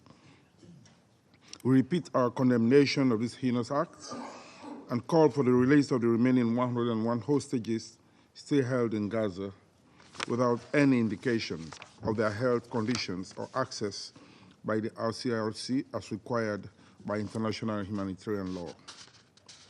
1 year on from the response by Israel, the Gaza Strip has witnessed a period of repeated violence and intensified hostilities that has claimed over 42,000 lives, injured tens of thousands more, destroyed almost all infrastructure, shattered families, and destabilized the entire community. The Watson Institute for International and Public Affairs at Brown University, in this paper, The Human Toll, Indirect Deaths from War in Gaza and the West Bank, October 7, 2023, forward, states that the additional indirect deaths in Gaza and the West Bank stand at more than 67,000. Undoubtedly, civilians remain central in all of this, as they have been stripped of all the protection accorded them under international law with seeming impunity. For the past months, reports from the United Nations and other humanitarian experts have painted a dire and devastating picture of the humanitarian situation in the Gaza Strip by often referring to it as a humanitarian disaster and massive human rights crisis. It has been reported that over 1.5 million civilians did not receive their food rations in September, even though over 100,000 metric tons of food supplies were stocked outside the Gaza Strip, owing to various factors of access restriction, damaged roads, and heightened insecurity. This food shortage in the Gaza Strip is worrying for a population that has been forced by prevailing circumstances to rely exclusively on humanitarian aid. On this note, we recognize the efforts of UNRWA and other humanitarian personnel who, despite the challenges, continue to do their utmost in delivering aid and providing assistance to civilians in need. Evacuation orders are significantly impacting humanitarian operations, particularly between southern and northern Gaza. Schools and hospitals can no longer be utilized for their intended purpose, as they have been either destroyed, lack the basic facilities, or used as shelters for a displaced population. The mandate of UNRWA, a United Nations agency and the backbone of human operations in the Gaza Strip, is at risk if the proposed legislation in the Israeli Knesset is approved. It will weaken its influence in the region and curtail its operations. Since the start of the conflict, we have seen repeated attacks on its personnel, premises, and mandates. Such actions will only compound the crisis for the 1.9 million internally displaced people relying mainly on the services of UNRWA to survive and thrive. As several challenges continue to stretch humanitarian personnel beyond their abilities and expose an entire population to malnutrition, disease, starvation, and death, Sierra Leone would like to emphasize the following 3 points.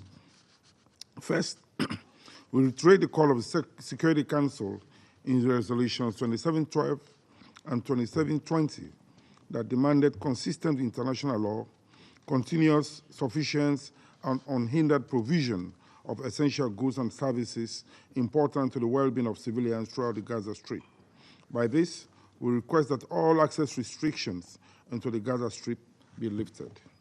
Second, Sierra Leone reaffirms its support for UNRWA and other humanitarian partners operating in the region, considering the particular operational, political, and security context in which they work. We will continue to implore UNRWA to commit to implementing the recommendations outlined in the Independent Review Group report titled Independent Review of Mechanism and Procedures to ensure its adherence to humanitarian principles of neutrality. Third, we emphasize that all civilians must be protected at all times in conformity with international law, including international humanitarian law, which requires a distinction between military targets and civilians. In conclusion, we urgently call for a ceasefire in the Gaza Strip and the region. Experts have advised that the prevailing conditions will be more catastrophic as winter approaches. Therefore, an immediate halt in the fighting is essential to save this generation from the scourge of war. We call on parties to the conflict to exercise their political will and engage constructively to achieve a tangible outcome. Sierra Leone remains committed to find a lasting peace to this conflict, with the two-state solution being the ultimate end. Thank you. Je remercie le représentant de la Sierra Leone et je passe la parole à la représentante de Malte. Thank you, President. And I also thank Mrs. Doughton from OCHA and UNRWA's Commissioner General Lazzarini for their briefings. Today's meeting marks a grim milestone for this Council. 1 year has passed since the terrible 7th October attacks by Hamas in Israel, in which over 1,200 people were killed. 1 year since Israel launched a devastating military campaign in Gaza, which has killed at least 41,600 people, injuring countless more, and decimated the Gaza Strip. 1 year of captivity, uncertainty, and fear for the hostages who are still held by Hamas, unending suffering for the thousands held in Israeli administrative detention sites. Over this past year, this Council has held countless meetings and has adopted 4 resolutions. These remain woefully unimplemented, and the situation continues to deteriorate. This is personified by the catastrophic humanitarian situation in Gaza.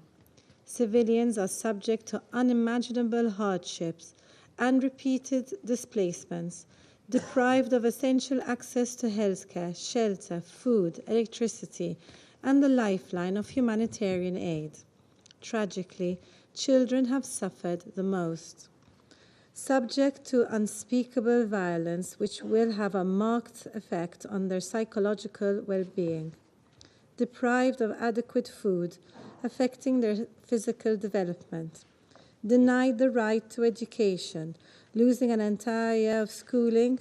Schools, once a safe haven, still suffer continuous have also become targets of systematic attacks. These actions represent a grave assault on the principles we stand for. Malta once more stresses that international humanitarian law must be adhered to. Military force must not be used to target civilians and civilian infrastructure. The full and immediate implementation of the ICJ's orders on provisional measures is essential. We underline that all member states are bound by international law, as reflected in the recent advisory opinion of the ICJ on the legal consequences arising from Israel's policies and practices in the occupied Palestinian territory, including East Jerusalem. Malta condemns the fact that humanitarian efforts, vital to survival, face repeated obstructions and attacks. As we have heard from Commissioner General Lazzarini, more than 220 UNRWA personnel have been killed in the past year, making it the highest death toll for the UN in its history. We are extremely concerned with the latest news regarding the Knesset legislation being adopted against UNRWA. The agency operates out of a decades-old General Assembly mandate and is an irreplaceable actor for humanitarian efforts in the occupied Palestinian territory. This legislation risks compromising the ability to provide life-saving assistance. Its inability to work in the region, including in the West Bank, will have devastating consequences. We call on these actions to be reversed so that Palestinians may continue receiving the support they so desperately need. More broadly, attacks against the United Nations, including measures directly targeting the Secretary General, do not contribute to an improvement of the current desperate situation. President, the untenable and immoral nature of this situation is painfully clear. However, the path out of this catastrophe and towards peace is also clear. An immediate and permanent ceasefire, in line with Council Resolution 2735, must be agreed. The hostages must be released, and Israel must allow humanitarian aid to flow unhindered into Gaza through all possible crossings. The fighting must stop. States with influence over all sides of this conflict must exert it in the direction of peace. Gaza is in the eye of the storm of conflicts raging across the Middle East. Elsewhere in the occupied Palestinian territory, the situation in the West Bank remains of grave concern. The worsening situation, including settler violence and increase in settlement building, undermines the achievement of the two-state solution. We need to ensure that de-escalatory efforts and diplomacy are prioritized to ensure ceasefires in both Gaza and Lebanon. This Council has the responsibility to decisively act towards this end. This approach will allow us to work for a credible political horizon and the irreversible realization of the two-state solution in line with the relevant Security Council resolutions and internationally agreed parameters. It is only this path which will guarantee peace for Israelis, for Palestinians, and for the wider region. 1 year of war is a year too many. We cannot afford to delay peace any longer. Thank you. Je remercie la représentante de Malte et je passe la parole au représentant du Mozambique. Madam President, I thank Switzerland Presidency for convening this briefing and to Algeria and Slovenia for requesting it. We also thank Ms. Lisa Doughton, OCHA Director, and UNRWA Commissioner General, Mr. Filippo Lazzarini, for the updated information on the current humanitarian situation in Gaza. The briefings we have heard today paint a stark picture of the crisis, one that demands our immediate and concerted attention. Madam President, 2 days ago marked 1 year since Hamas militants attacked civilian targets in Israel, an act that we condemn and deplore. Concurrently, October 7th also marked a year of Israel's response, a disproportionate military attack on the Gaza Strip that resulted in unprecedented casualties, displacement, and destruction of civilian infrastructure. Last December, the appalling human suffering, physical destruction, and collective trauma led the UN Secretary General to invoke Article 99 of the Charter of the United Nations, an exceptional measure. 10 months later, the conflict persists unabated. The humanitarian situation in Gaza is deeply concerning. The ongoing conflict has a full-blown humanitarian crisis, underscoring the urgent need for sustained humanitarian assistance and protection for both civilians and aid workers. We must emphasize that denying humanitarian access to innocent civilians is both morally and legally unacceptable. The collective punishment of civilians and the targeting of infrastructure critical for their survival are clear violations of international humanitarian law. All parties must prioritize the protection and allow unimpeded humanitarian aid to flow freely. This appeal remains valid as long as the situation persists. Madam President, this Council has adopted measures to address the crisis in Gaza, including resolutions 2720 and 2735, proposing a comprehensive three-phase ceasefire deal to end the conflict in Gaza. This includes an immediate ceasefire, the release of hostages, the exchange of prisoners, and the withdrawal of Israel forces from populated areas in Gaza. Regrettably, the implementation of these resolutions continue to face significant challenges, including lack of political will, security guarantees, and effective delivery of humanitarian aid. Given the worsening situation and its potential regional implication, it is imperative that we explore viable alternatives to address this crisis in Gaza. To this end, we propose the following key recommendations. First, intensify diplomatic efforts to bring all parties to the negotiated table, engaging influential nations, including members of this Council, to leverage their influence to de-escalate the conflict and reach to a sustainable ceasefire. Second, ensure the delivery of humanitarian aid by enforcing international laws that prevent the obstruction of aid to reach those in need. Third, work towards a constructive and sustainable political solution that addresses the underlying causes of the conflict, including issues of self-determination and human rights for the Palestinian people. Fourth, strengthen existing resolution by adopting more robust and enforceable measures that mandate immediate and unhindered humanitarian access to Gaza. Fifth, invest in Gaza's economic development and infrastructure to help alleviate some of the underlying issues, including improving access to clean water, electricity, delivery of food, medical supplies, and creating job opportunities. And lastly, mobilize international support for the reconstruction of Gaza, including rebuilding infrastructure, schools, and hospitals to improve living conditions and foster long-term stability. Madam President, while challenging, combining immediate humanitarian relief with long-term political solutions offers a pathway towards a more stable and peaceful future for Gaza and the broader region.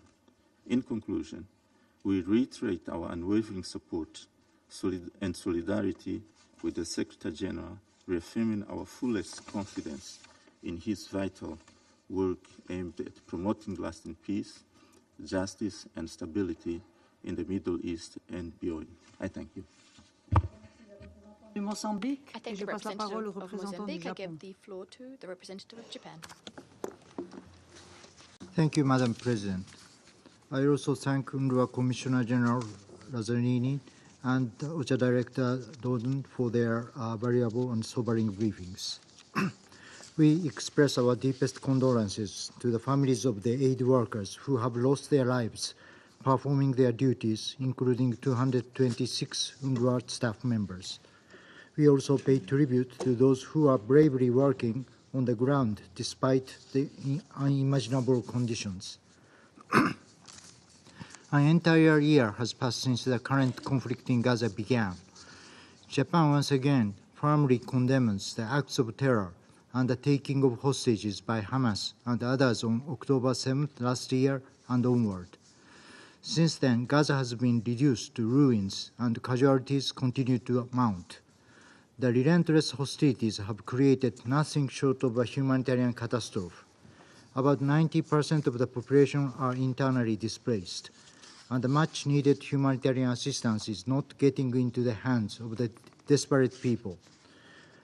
Amidst this calamity, the role of UNRWA has been indispensable. UNRWA has provided food, medicines, and other basic human necessities to vulnerable Palestinian refugees. Without UNRWA, their lives would be in jeopardy.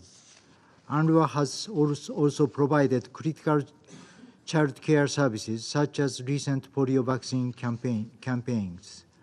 Therefore, UNRWA has been and will be vitally important for both the present and future generations of the Palestinian refugees.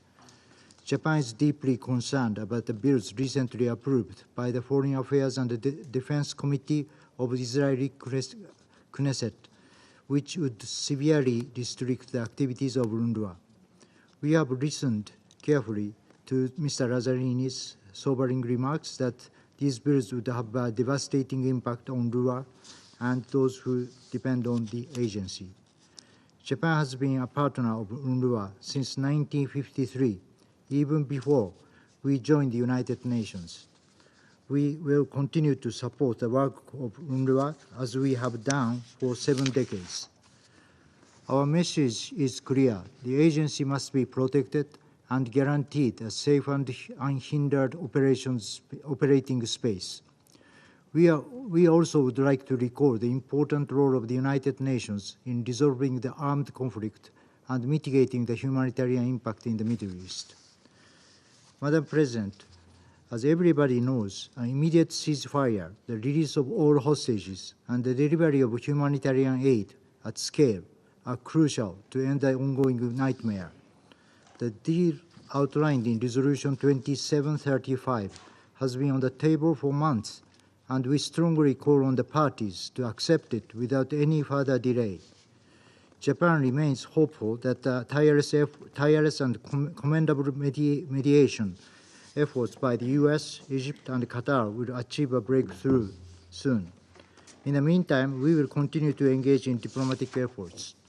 Earlier today, our new foreign minister had a talk with the Israeli foreign minister and called for Israel's maximum cooperation to strengthen humanitarian assistance activities.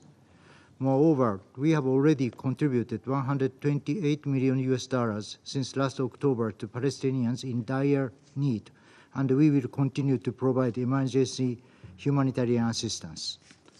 Madam President, beyond Gaza, the humanitarian situation in Lebanon is especially worrying, where reportedly thousands of civilians have been killed or wounded, and about 1 million people are displaced.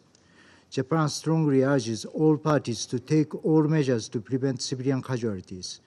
We stand ready to provide necessary humanitarian assistance to the people in need. I thank you, Madam President.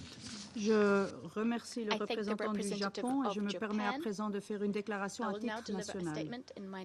Je remercie, comme mes collègues, le commissaire général de l'UNRWA, M. Philippe Lazzarini, et la directrice de la division financement et partenariat d'OCHA, Mme Lisa Doughton, non seulement de leur présentation, mais surtout aussi de leur grand engagement dans les circonstances les plus difficiles. Un an après le 7 octobre 2023, la Suisse reste profondément choquée par les actes de terreur et la prise d'otages perpétrée par le Hamas en Israël. Mon pays réitère sa ferme condamnation de ces actes et exprime toute sa sympathie envers les victimes et leurs proches. Nos pensées vont aussi aux familles des otages encore détenus à Gaza, dont j'ai eu l'honneur de recevoir plusieurs, et nous partageons leur peine et admirons leur courage. Et nous le répétons, la libération immédiate et inconditionnelle des otages est exigée par toutes les résolutions adoptées par ce Conseil depuis le 7 octobre. Nous condamnons par ailleurs les tirs de roquettes par le Hamas contre Israël, comme celle d'avant-hier. Depuis le 7 octobre, pourtant, et nous l'avons entendu de tous les collègues ici, sans exception, l'escalade massive de la violence, notamment à travers les opérations militaires israéliennes, a exacerbé la souffrance de la population civile à Gaza de façon incommensurable. Nous connaissons les chiffres, plus de 41 000 personnes sont mortes. 2,2 millions de personnes, soit l'ensemble de la population, vivent dans des conditions catastrophiques, sans aucune protection, en proie aux hostilités incessantes, à la famine et aux épidémies. Le bilan humain du conflit est dévastateur, aussi en Cisjordanie. La Suisse condamne le fait que les hostilités et autres actes de violence fassent de nombreux civils en territoire palestinien occupé, dont beaucoup d'enfants. Plusieurs millions de civils ont été déplacés de force en raison des hostilités, y compris à la suite d'ordres répétés d'évacuation. La Suisse appelle encore une fois la mise en œuvre immédiate des 4 résolutions adoptées par ce Conseil depuis le 7 octobre. Elles sont contraignantes et cela comprend un cessez-le-feu immédiat à Gaza. L'aide humanitaire arrivant à Gaza reste largement insuffisante, nous l'avons entendu. Toutes les parties ont l'obligation d'autoriser et de faciliter l'accès humanitaire rapide et sans entrave, conformément au droit international humanitaire. La faim s'étend à Gaza. L'usage de la famine comme méthode de guerre est un crime de guerre en vertu du statut de Rome de la Cour pénale internationale. Selon les ordonnances de la Cour internationale de justice, contraignantes pour les parties en question, Israël doit prendre sans délai toutes les mesures nécessaires et effectives en étroite coopération avec l'ONU pour assurer sans restriction et à grande échelle la fourniture des services de base et de l'aide humanitaire requise de toute urgence à la population par tous les points de passage et dans toute la bande de Gaza. Ceci est aussi crucial à la veille de la deuxième phase de la campagne de vaccination contre la poliomyélite.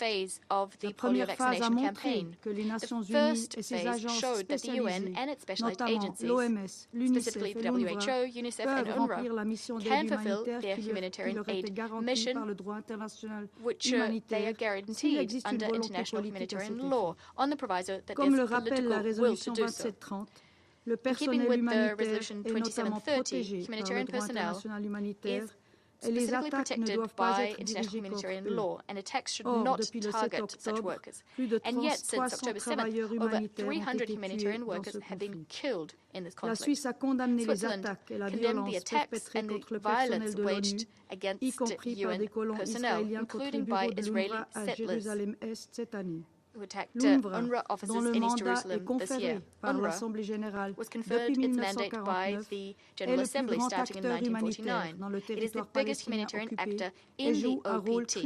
It plays a crucial role with a view to preventing an even greater destabilization in the region.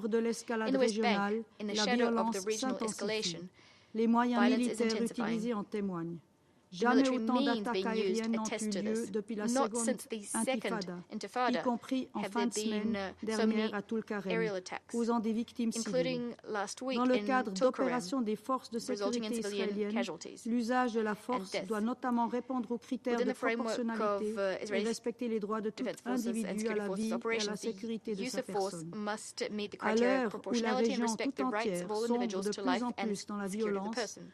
At a time when the entire region is increasingly engulfed in violence, we call on all member states to reiterate their support to the UN's commitment in accordance with the Charter. Switzerland reiterates its full support to the work of the SG and SRSGs.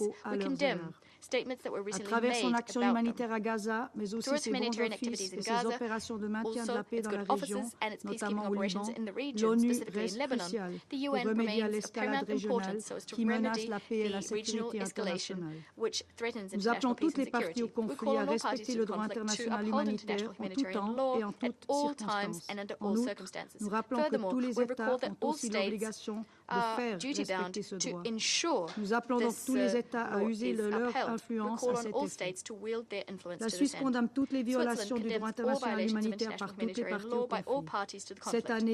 This year marks the 75th anniversary of the adoption of the Geneva Conventions of 1949. Ces conventions représentent, de par leur universalité, un véritable succès du multilatéralisme. Or, les innombrables souffrances humaines dans la région sont les sombres rappels que ces conventions, ainsi que l'ensemble des règles du droit international humanitaire, sont aujourd'hui bafouées. La violation de ces règles constitue une menace pour la paix et la sécurité internationale dont nous, membres du Conseil de sécurité, sommes les garants. Nous devons unir nos forces afin de faire du respect du droit international humanitaire une priorité politique. Le respect du droit international est la boussole pour le règlement des différends, pour prévenir une escalade régionale encore plus grave et limiter les souffrances. Le respect de la Charte, du droit international humanitaire et des droits de l'homme doit être la ligne de conduite incontournable pour toutes les parties au conflit. Enfin, nous rappelons qu'il est urgent de retrouver un horizon politique conforme aux résolutions de l'ONU. La solution à deux États démocratiques, Israël et Palestine, dont Gaza fait partie intégrante, vivant côte à côte en paix à l'intérieur de frontières sûres et reconnues, est l'unique issue possible. Within borders that are secure and recognized as the only possible way out. I thank you. I resume my function as President of the Council. I now give the floor to the permanent observer of the Observer State of Palestine. Madam President, allow me, allow me at the outset to thank Slovenia and Algeria for requesting this meeting, and also to thank the briefers, Mr. Lazzarini and Ms. Dunton, for their words, but more importantly, for the actions undertaken by their agencies, notably UNRWA, in impossible circumstances, to try and preserve whatever is left of life and dignity for over 2 million Palestinians in the Gaza Strip. Humanitarians are operating at the peril of their lives, and they are among the primary targets of Israeli attacks as an integral part of its attempts to deny any protection to the Palestinian civilian population. Mr. President, it is clear, Madam President, it is clear beyond any doubt at this stage that Israel has made the decision to launch an all-out war against the Palestinian people in the Gaza Strip destroying part of that population to get rid of all remaining parts. It also considers that anyone helping sustain life in Gaza is an enemy and a target as well. That is why it is killing at a scale never seen in recent years. Doctors, medical workers, humanitarian workers, members of rescue teams, UN staff, and journalists. This is evident in Israelis' ongoing massacres in the north of Gaza. They are accompanied with evacuation orders to the hospitals, the 3 hospitals that they were mentioned in this chamber in the area. Hospitals like homes and shelters are bombed and besieged and attacked. The threat of the destruction of the population as a whole serves at forcibly displacing it, not for its safety, but to seize control of that territory and to force it into submission. The unprecedented attacks against the UN and its Secretary General, as well as the attacks against UNRWA, the physical attacks against its staff through killing, maiming, detaining, and torturing them, the attacks against its headquarters, the bombings of UNRWA schools, shelters, offices, and storehouses and distribution centers, and now the threat of legislation to prevent UNRWA from operating at all in the occupied Palestinian territory have to be understood in that context. And in this connection, we totally support UNRWA and what Lazzarini said, and to take it very seriously. And UNRWA is a very indispensable organization that should be protected by all means. It is the greatest success story in the history of the United Nations. If the aim, of course, of the Israeli aim, is to make Gaza unlivable, then it must attack the backbone of the humanitarian response in Gaza, UNRWA. The real target from the attacks on the UN in general and UNRWA in particular are the Palestine refugees the agency serves and the entire Palestinian civilian population in Gaza who became dependent on UNRWA's support for survival during this genocide. Israel, the occupying power, has the obligation to protect that population and provide for it. Not only is it failing to do so, not only is it attacking the population instead of protecting it, it is also attacking those who are responding to the needs of this population, given Israel's failure to uphold its own obligations in this regard. It is not listening to any one of you. You keep repeating yourself. We had dozens of meetings. I heard the word must maybe 100 times in this session. Must to have ceasefire. Must to have a humanitarian assistance. Must to do all the things, a long list. And one country is not listening to you. And you are refusing collectively to use the tools available to you to implement its resolutions. The last one, 2735, starts with a ceasefire. You repeat that and you ask for it and you say we must have a ceasefire, and one is not listening, ignoring you. At times in the past used to lecture you that why are you wasting your time in this discussion? You should be paying attention to another country. Now they change the style. You talk, they play with their cell phones, and they're ignoring you. And you keep repeating the same thing. You don't have teeth. You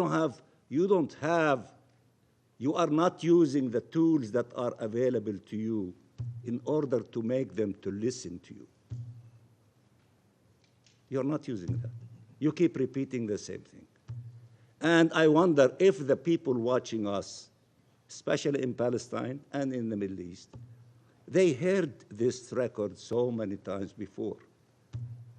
Who is stopping you from imposing and forcing your resolution to be implemented, to have a ceasefire? There's one standing in your way. And you are refusing to use the tools. You keep calling for, appealing for, must do this, must do that, and the one is not listening. And I think Einstein, if I'm not mistaken, said that you keep repeating the same thing, expecting different results when you fail. It's an exercise in futility. And you are a perfect example of that saying of that brilliant man, Einstein.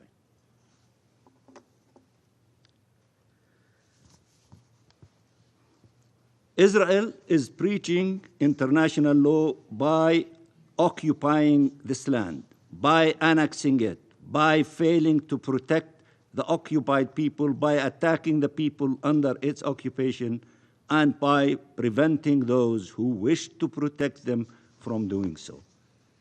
It is a multi-layered breach of the most fundamental rules of international law, from the Charter to the Geneva Conventions, to the Universal Declaration of Human Rights, to the Rome Statutes, with the aim of annihilating the Palestinian people. That's the objective. Israel has killed and maimed the Palestinian civilian population and those who could protect them or heal their injuries. And we sent you, a few days ago, a long letter, 7 pages, giving you all the details of our story during the course of last year. So I did not need to repeat to you all of the details. Some of you referred to the details.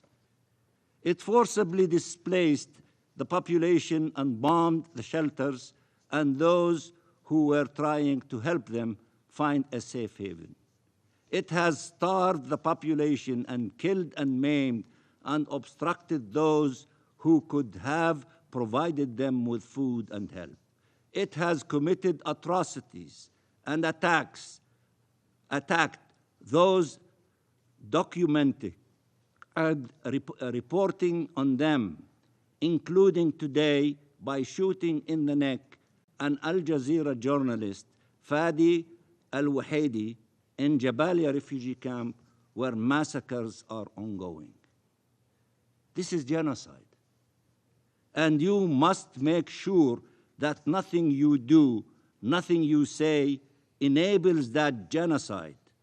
And you must act to stop it as council, as states in your national capacity, and as international community.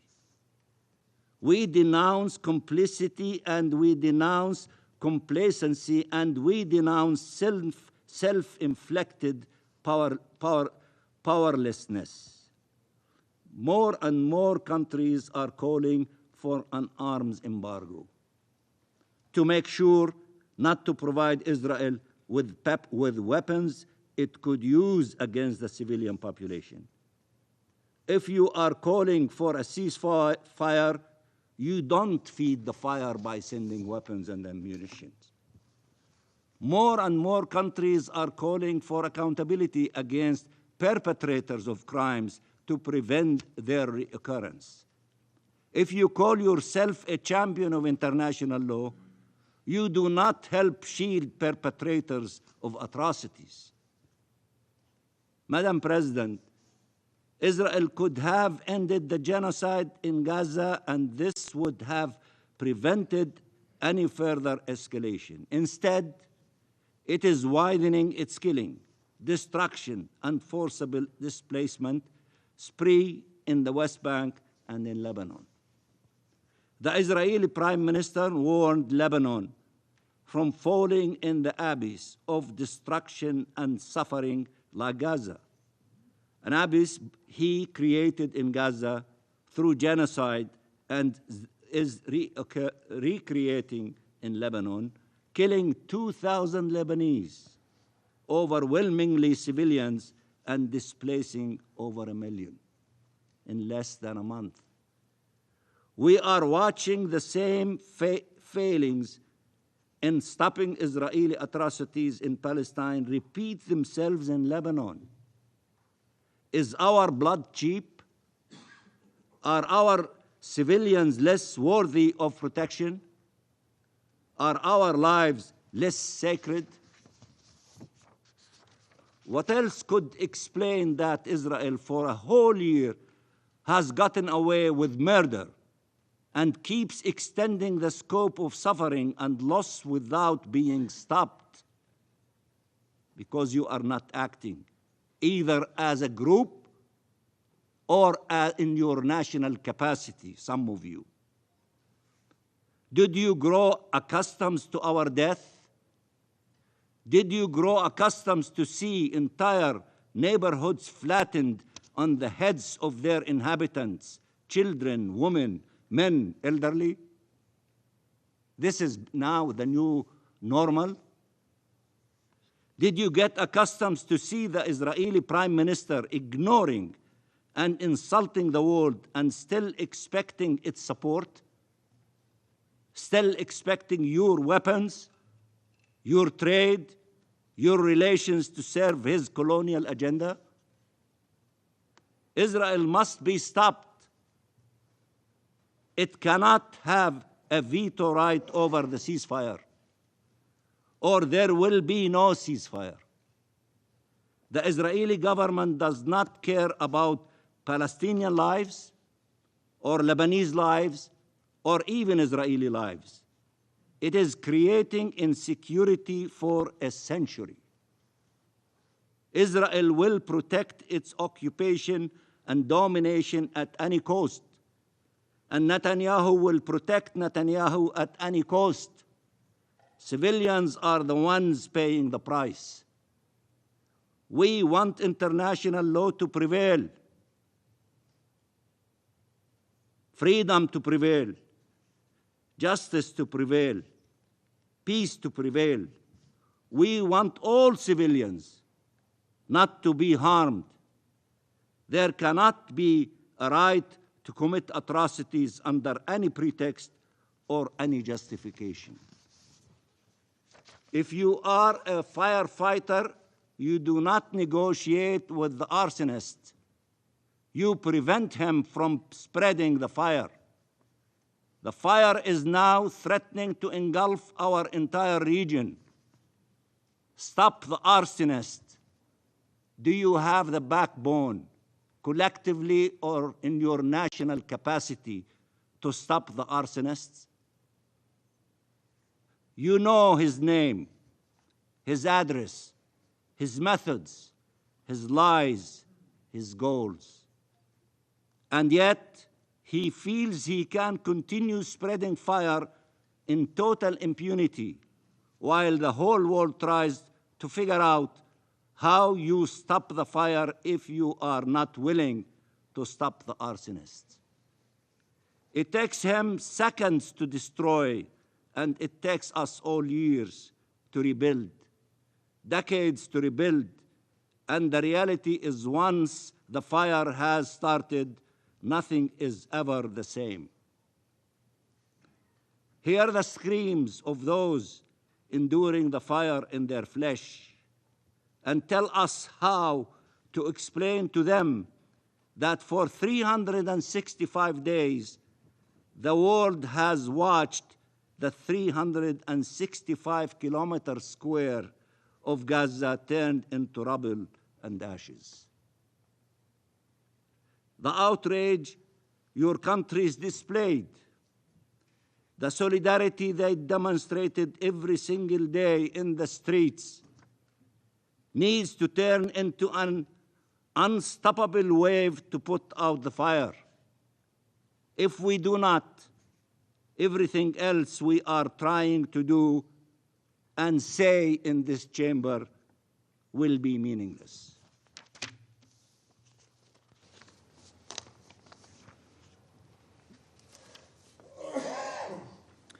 Je remercie l'observateur permanent de l'État observateur de Palestine. Je donne la parole maintenant au représentant d'Israël. I now give the floor to the representative of Israel. Thank you, Madam President. First, I would like to address Mr. Mansour's words about Resolution 2735. You haven't mentioned an important sentence about the release of the hostages. That's why we are sitting in this room, because that's what started the war, is the kidnapping of Israeli civilians. And I'm really disappointed, Mr. Mansour, not from Hamas. We had no expectations from Hamas, but from you and from the Palestinian Authority. Est-ce que je peux répéter ce que j'ai dit en entame de cette séance, que le Conseil de sécurité est un lieu de respect, et je prie tous les intervenants de respecter les normes appropriées en matière de ton, de formulation et de contenu dans leurs remarques. Et on ne s'interrompt pas les uns les autres. Merci. Je vous prie de continuer. Thank you, Madam President. And I'm disappointed not from the Hamas. We have no expectations from Hamas. We know they are savages. But the Palestinian Authority, you are the moderate, the educated, and you are not capable after a year to say we condemn the atrocities of October 7th, we condemn Hamas, and it makes us wonder about the future, about ideas, but you are not able to say that. Neither President Abbas in the General Assembly, not one word. And Israelis are watching us. You mentioned the Palestinians, but also Israelis are watching us, and they're asking themselves, is there a difference between Hamas and the Palestinian Authority? When 70% of Palestinians in Judea and Samaria support the atrocities of October 7th? And I think that, yes, we want to see a day when there will be peace. But for that to happen, you have to make a distinction between evil and good, and you don't do that, Mr. Mansour. Madam President, it has now been 1 year since the darkest day in Israel's history, the October 7 massacre, a day when innocent lives were brutally taken, a day that scarred an entire nation. Over the past year, Israel has endured unimaginable pain. Families continue to grieve, not only for those they lost, but for those who remain in the grip of Hamas, held as hostages in Gaza. I would like to thank the Council members who joined us on Monday for the commemoration of this horrific event. At that event, you heard the heart-wrenching stories of the families of the victims. You listened to a mother who was here at the UN. She told the story about her 2 daughters who were murdered at the Nova Music Festival. She will never walk her daughters down the aisle, never again feel their warm embrace. You heard a story from a rabbi whose son's body is still held by Hamas's terrorists. He endured over 160 days of not knowing whether his son is alive, and he shared with us that his wife felt a sense of relief from the news of his death, because she told him that at least the pain was now only theirs to experience. Then we heard from a Muslim, Bedouin Israeli, who shared his horrid experience with a brother who remains a living hostage in the Hamas terror dungeons. And it's not only Jews. You have Christians, Muslims, not only Israelis, that are being held today by Hamas. In these stories, you saw the full extent of Hamas's depravity, a terror organization that makes no distinctions. They do not care about age, religion, or nationality. Their mission is singular, to murder everyone. Colleagues, some of you in this chamber support Israel's firm position that Hamas cannot remain in the ruling regime in Gaza. Others remain in the middle, indifferent. And tragically, some even offer their support to Hamas and its murderous objectives.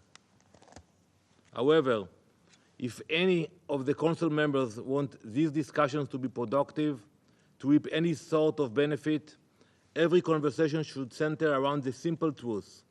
The future of Gaza must be a future without Hamas. We can discuss other options, but we have to agree about that. And I want you, Mr. Mansour, to discuss this idea and acknowledge that no future for Gaza if Hamas is there. We know what happened to your colleagues from the PA when they were ruling Gaza, when Hamas took over. We know why you and President Abbas haven't visited Gaza for more than a decade, because you know what will happen to you there. We must start to envision Gaza freed from the clenched grip of terror. What would it look like? How would it work? How could Gaza thrive when it is free of this destructive regime? I, myself, and many Israelis, we have a vision for Gaza without Hamas. Aid would finally reach those who truly need it. You spoke about the aid. Do you know that in one day, about 50% of the trucks were hijacked by Hamas? I haven't heard that from the distinguished reporters we heard today. 50%, not one or two trucks, 50% being hijacked. In the future, the trucks carrying that aid would no longer be violently hijacked. Money intended for civilian welfare would not be diverted by terrorists. The money being donated would be poured into schools and hospitals, not weapons. The fuel sent to Gaza would be used in homes for cooking, not for launching rockets. Concrete would be used to build highways, not terror tunnels. Hamas has exploited the suffering of its people, using the misery in Gaza as a propaganda tool where they line their pockets and boost their arsenals. Our vision of Gaza is not an impossible dream. It is within reach. But it cannot happen while Hamas remains in control, diverting aid, exploiting resources, and worsening the suffering of their own people. On October 7 this year, 2 days ago, Hamas fired several rockets into civilian areas in Israel. The fact that this fight is not over, unfortunately. The Israel Defense Forces will continue to operate until all the objectives of this war are met, until Hamas's military capabilities are dismantled and all our hostages returned. Madam President, despite the ongoing threats from 7 fronts, despite the unspeakable atrocities committed against our people, Israel's humanitarian efforts in Gaza have been nothing short of extraordinary. The facts are clear. Over 52,000 trucks have entered Gaza under Israeli coordination, delivering more than 1 million tons of aid, 700,000 tons of it being food. Israel imposes no restrictions on humanitarian aid. In fact, 82% of all requests for humanitarian coordination have been approved and implemented. Our humanitarian coordination covers a broad range of needs as they arise. And yes, we work with UN agencies. We have worked closely with global partners like WHO and UNICEF to vaccinate over 500,000 Gazan children against polio in a matter of weeks. The second stage of the vaccination campaign is commencing next week. This is a cooperation we strive for with our partners. We are willing and able to work on the ground.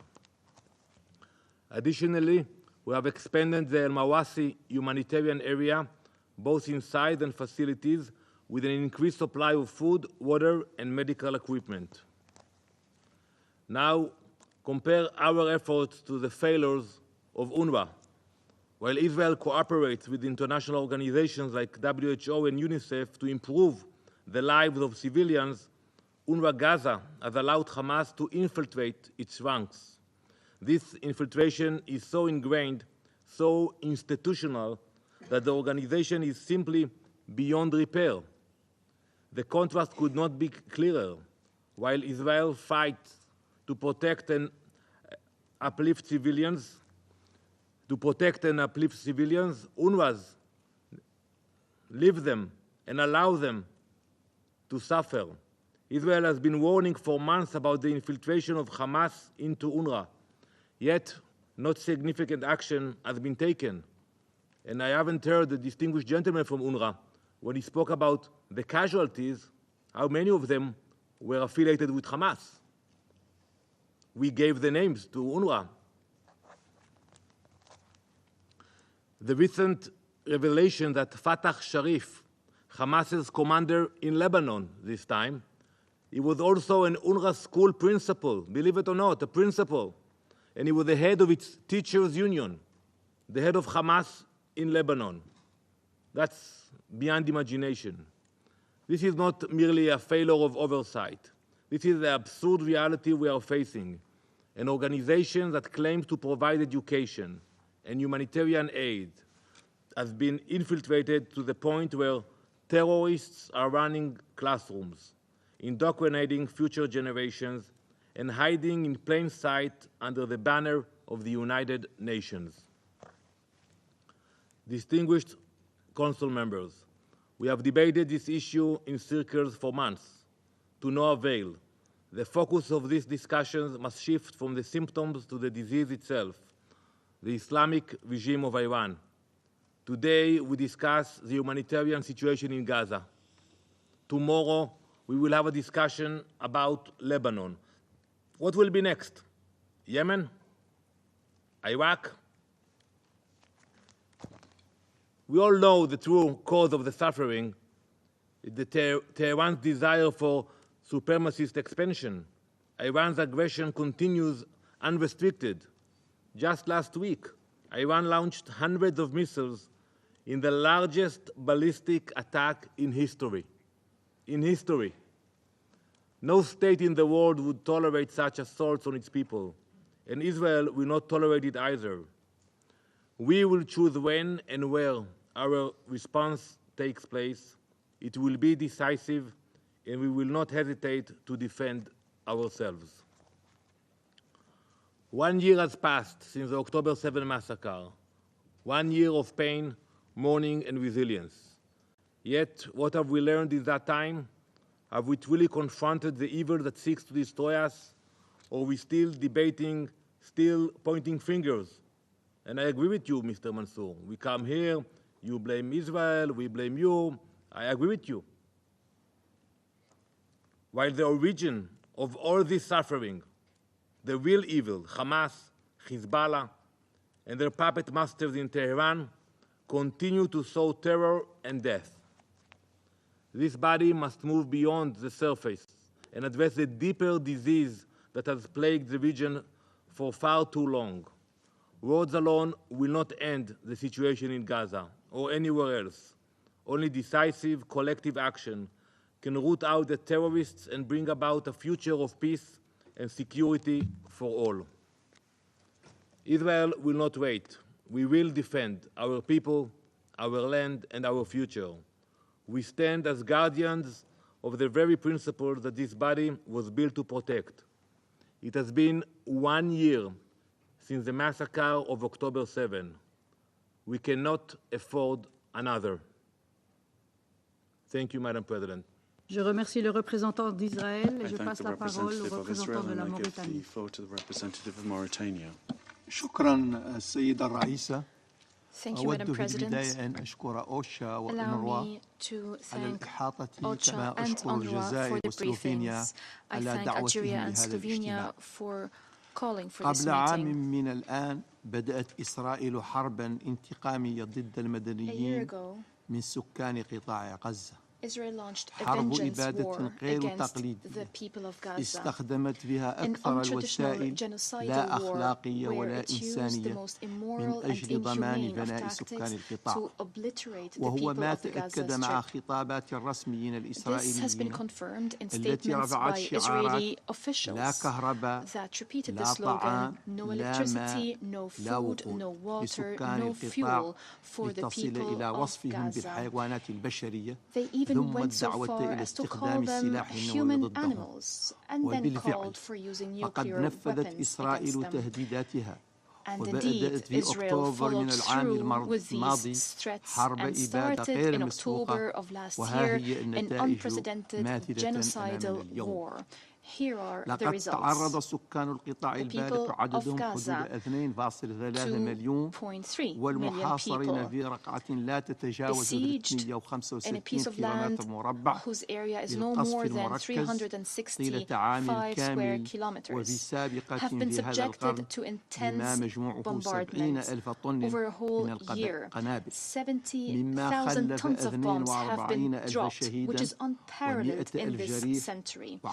This claimed the lives of 42,000 martyrs and injured 100,000. Tens of thousands are missing, hundreds of thousands are displaced, most of them are women and children. Hundreds of paramedics, rescue workers, doctors, journalists, and UN staff lost their lives.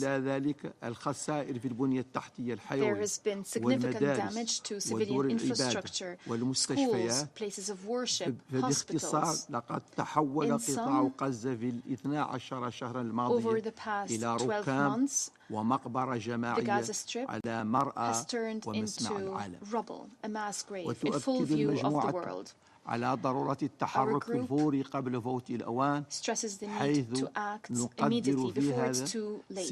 In this context, we value the tireless efforts by the Arab Republic of Egypt and the State of Qatar to reach a ceasefire agreement and to alleviate the suffering in Gaza. Despite this suffering and the painful reality, the Security Council is still failing to impose a ceasefire, failing to hold Israel, the occupying power, accountable for its crimes against defenseless civilians. This failure worsened the situation on the ground. Hunger, lack of basic services, and the Israeli war machine created the perfect combination for life to be turned into hell in Gaza. This is a failure that raised a number of questions on the effectiveness of the Security Council and its relevance as a guarantor for international peace and security, as it is still unable to stop a war that has been raging for a year and is still ongoing.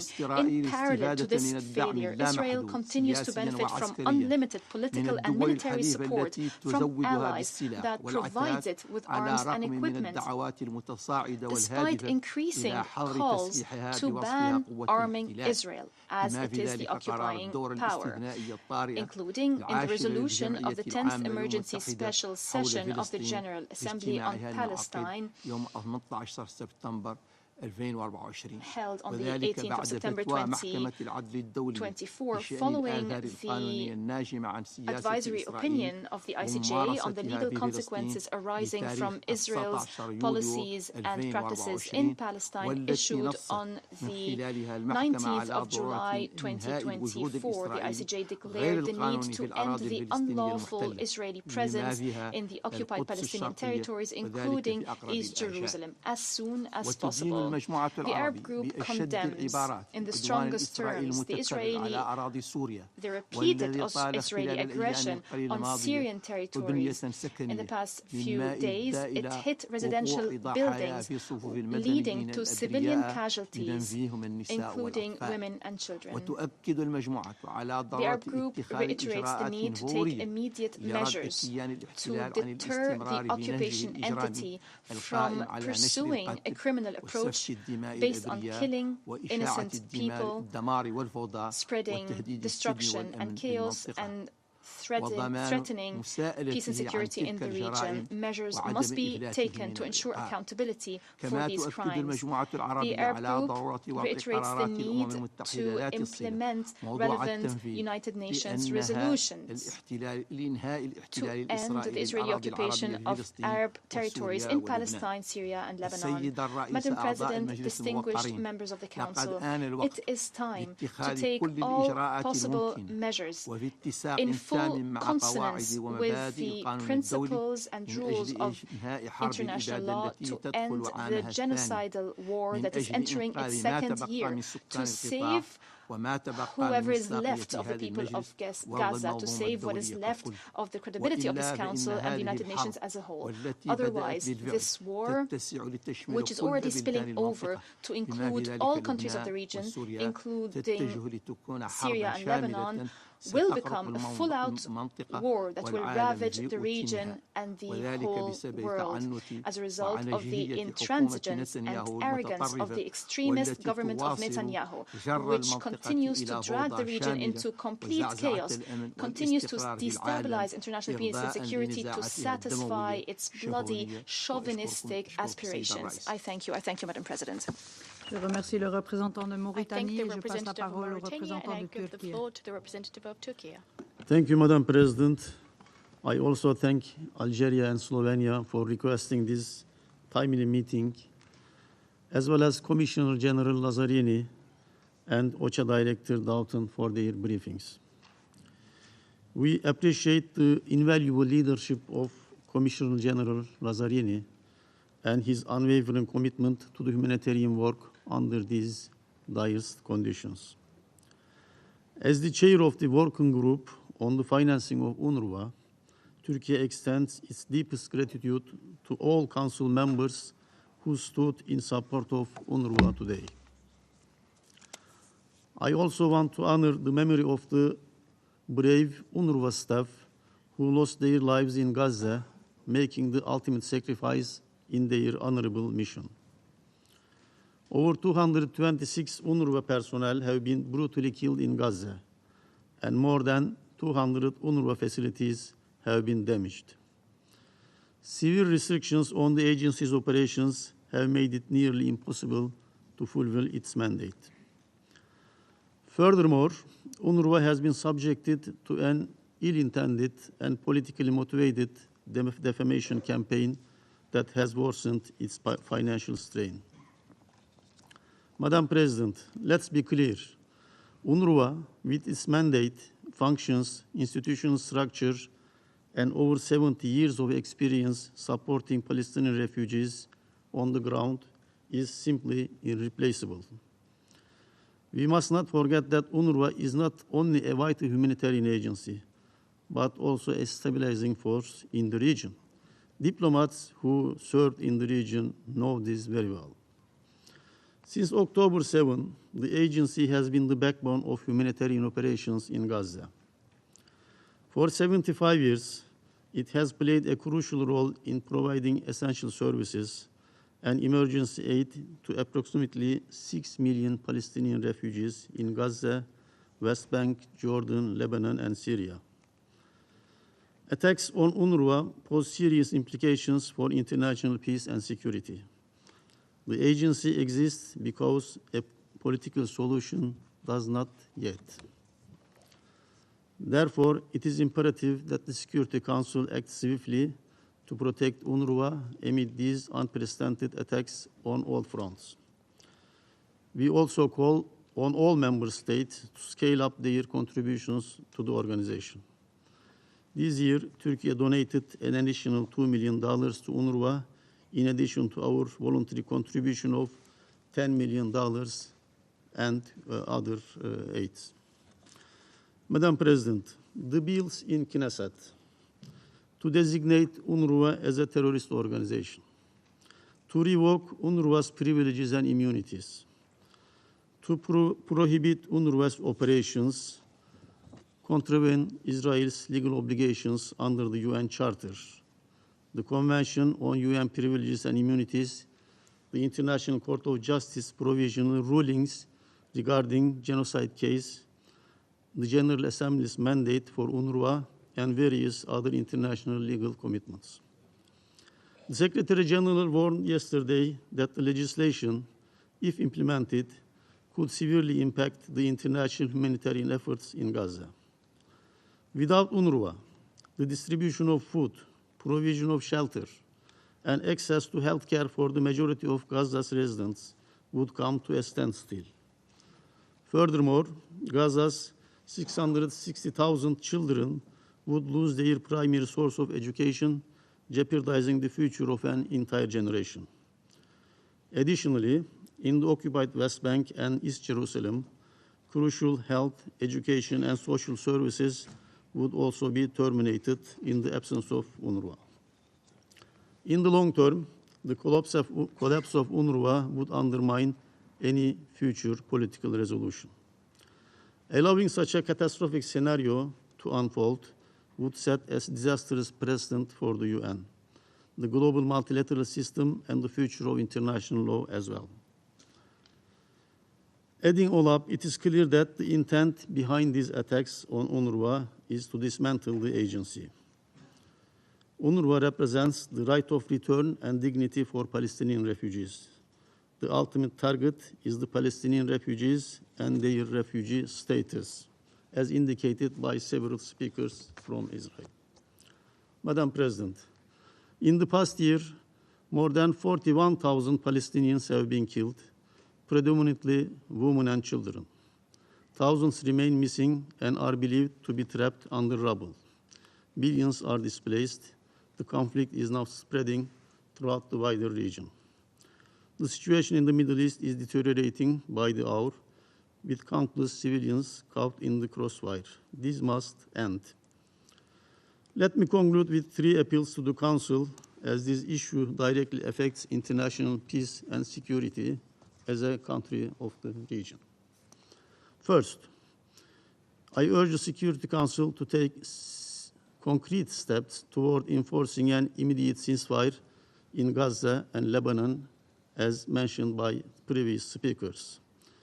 Second, I call on Council members to uphold General Assembly Resolution 202 to protect UNRWA. Third, I call on the Security Council to commit a genuine political process that can lead to a lasting solution and peace in the region. This begins with the recognition of the State of Palestine and its admission as a UN member.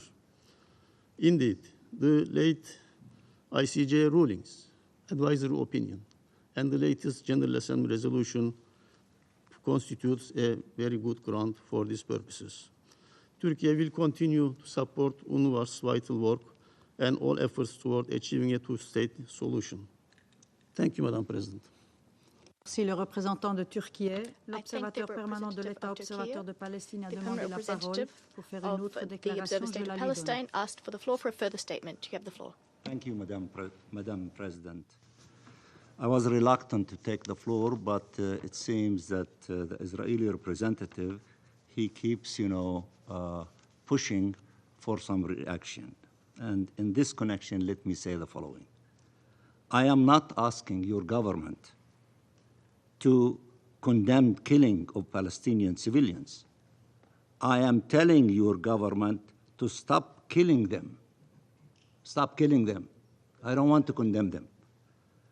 My government does not kill Israelis. Your government killed 42,000 Palestinians in the Gaza Strip. You speak of distinction when you are responsible for targeting of civilians with bullets to their heads and of indiscriminate killing or at a scale not seen in recent decades. You want peace, but refuse to recognize the Palestinian people and statehood for them and the two-state solution. We have called for upholding international law for the benefit of all civilians, while you attack the ICC, the ICJ, the Security Council, and the General Assembly. The whole world says you are denying humanitarians aid, and you keep claiming there is no starvation in the Gaza Strip. The whole world denounces your attacks on humanitarians, and you find excuses for the inexcusable. The whole world denounces your colonization of our land, and you say it is your right. Your ideology and hatred blinds you. Even your closest allies are ashamed of your actions, but you have no shame. And finally, you are not qualified to lecture me about part of my history in the Gaza Strip. We also know what you did to Rabin because he wanted to have peace with us. And I thank you very much, Madam President. Observateur permanent de l'État, I thank the permanent observer of the Observer State of Palestine for his statement. Il n'y a plus d'orateurs ou d'oratrices inscrits sur la liste. There are no more names inscribed on the list of speakers. I invite council members to continue our discussion in consultations. The meeting stands adjourned.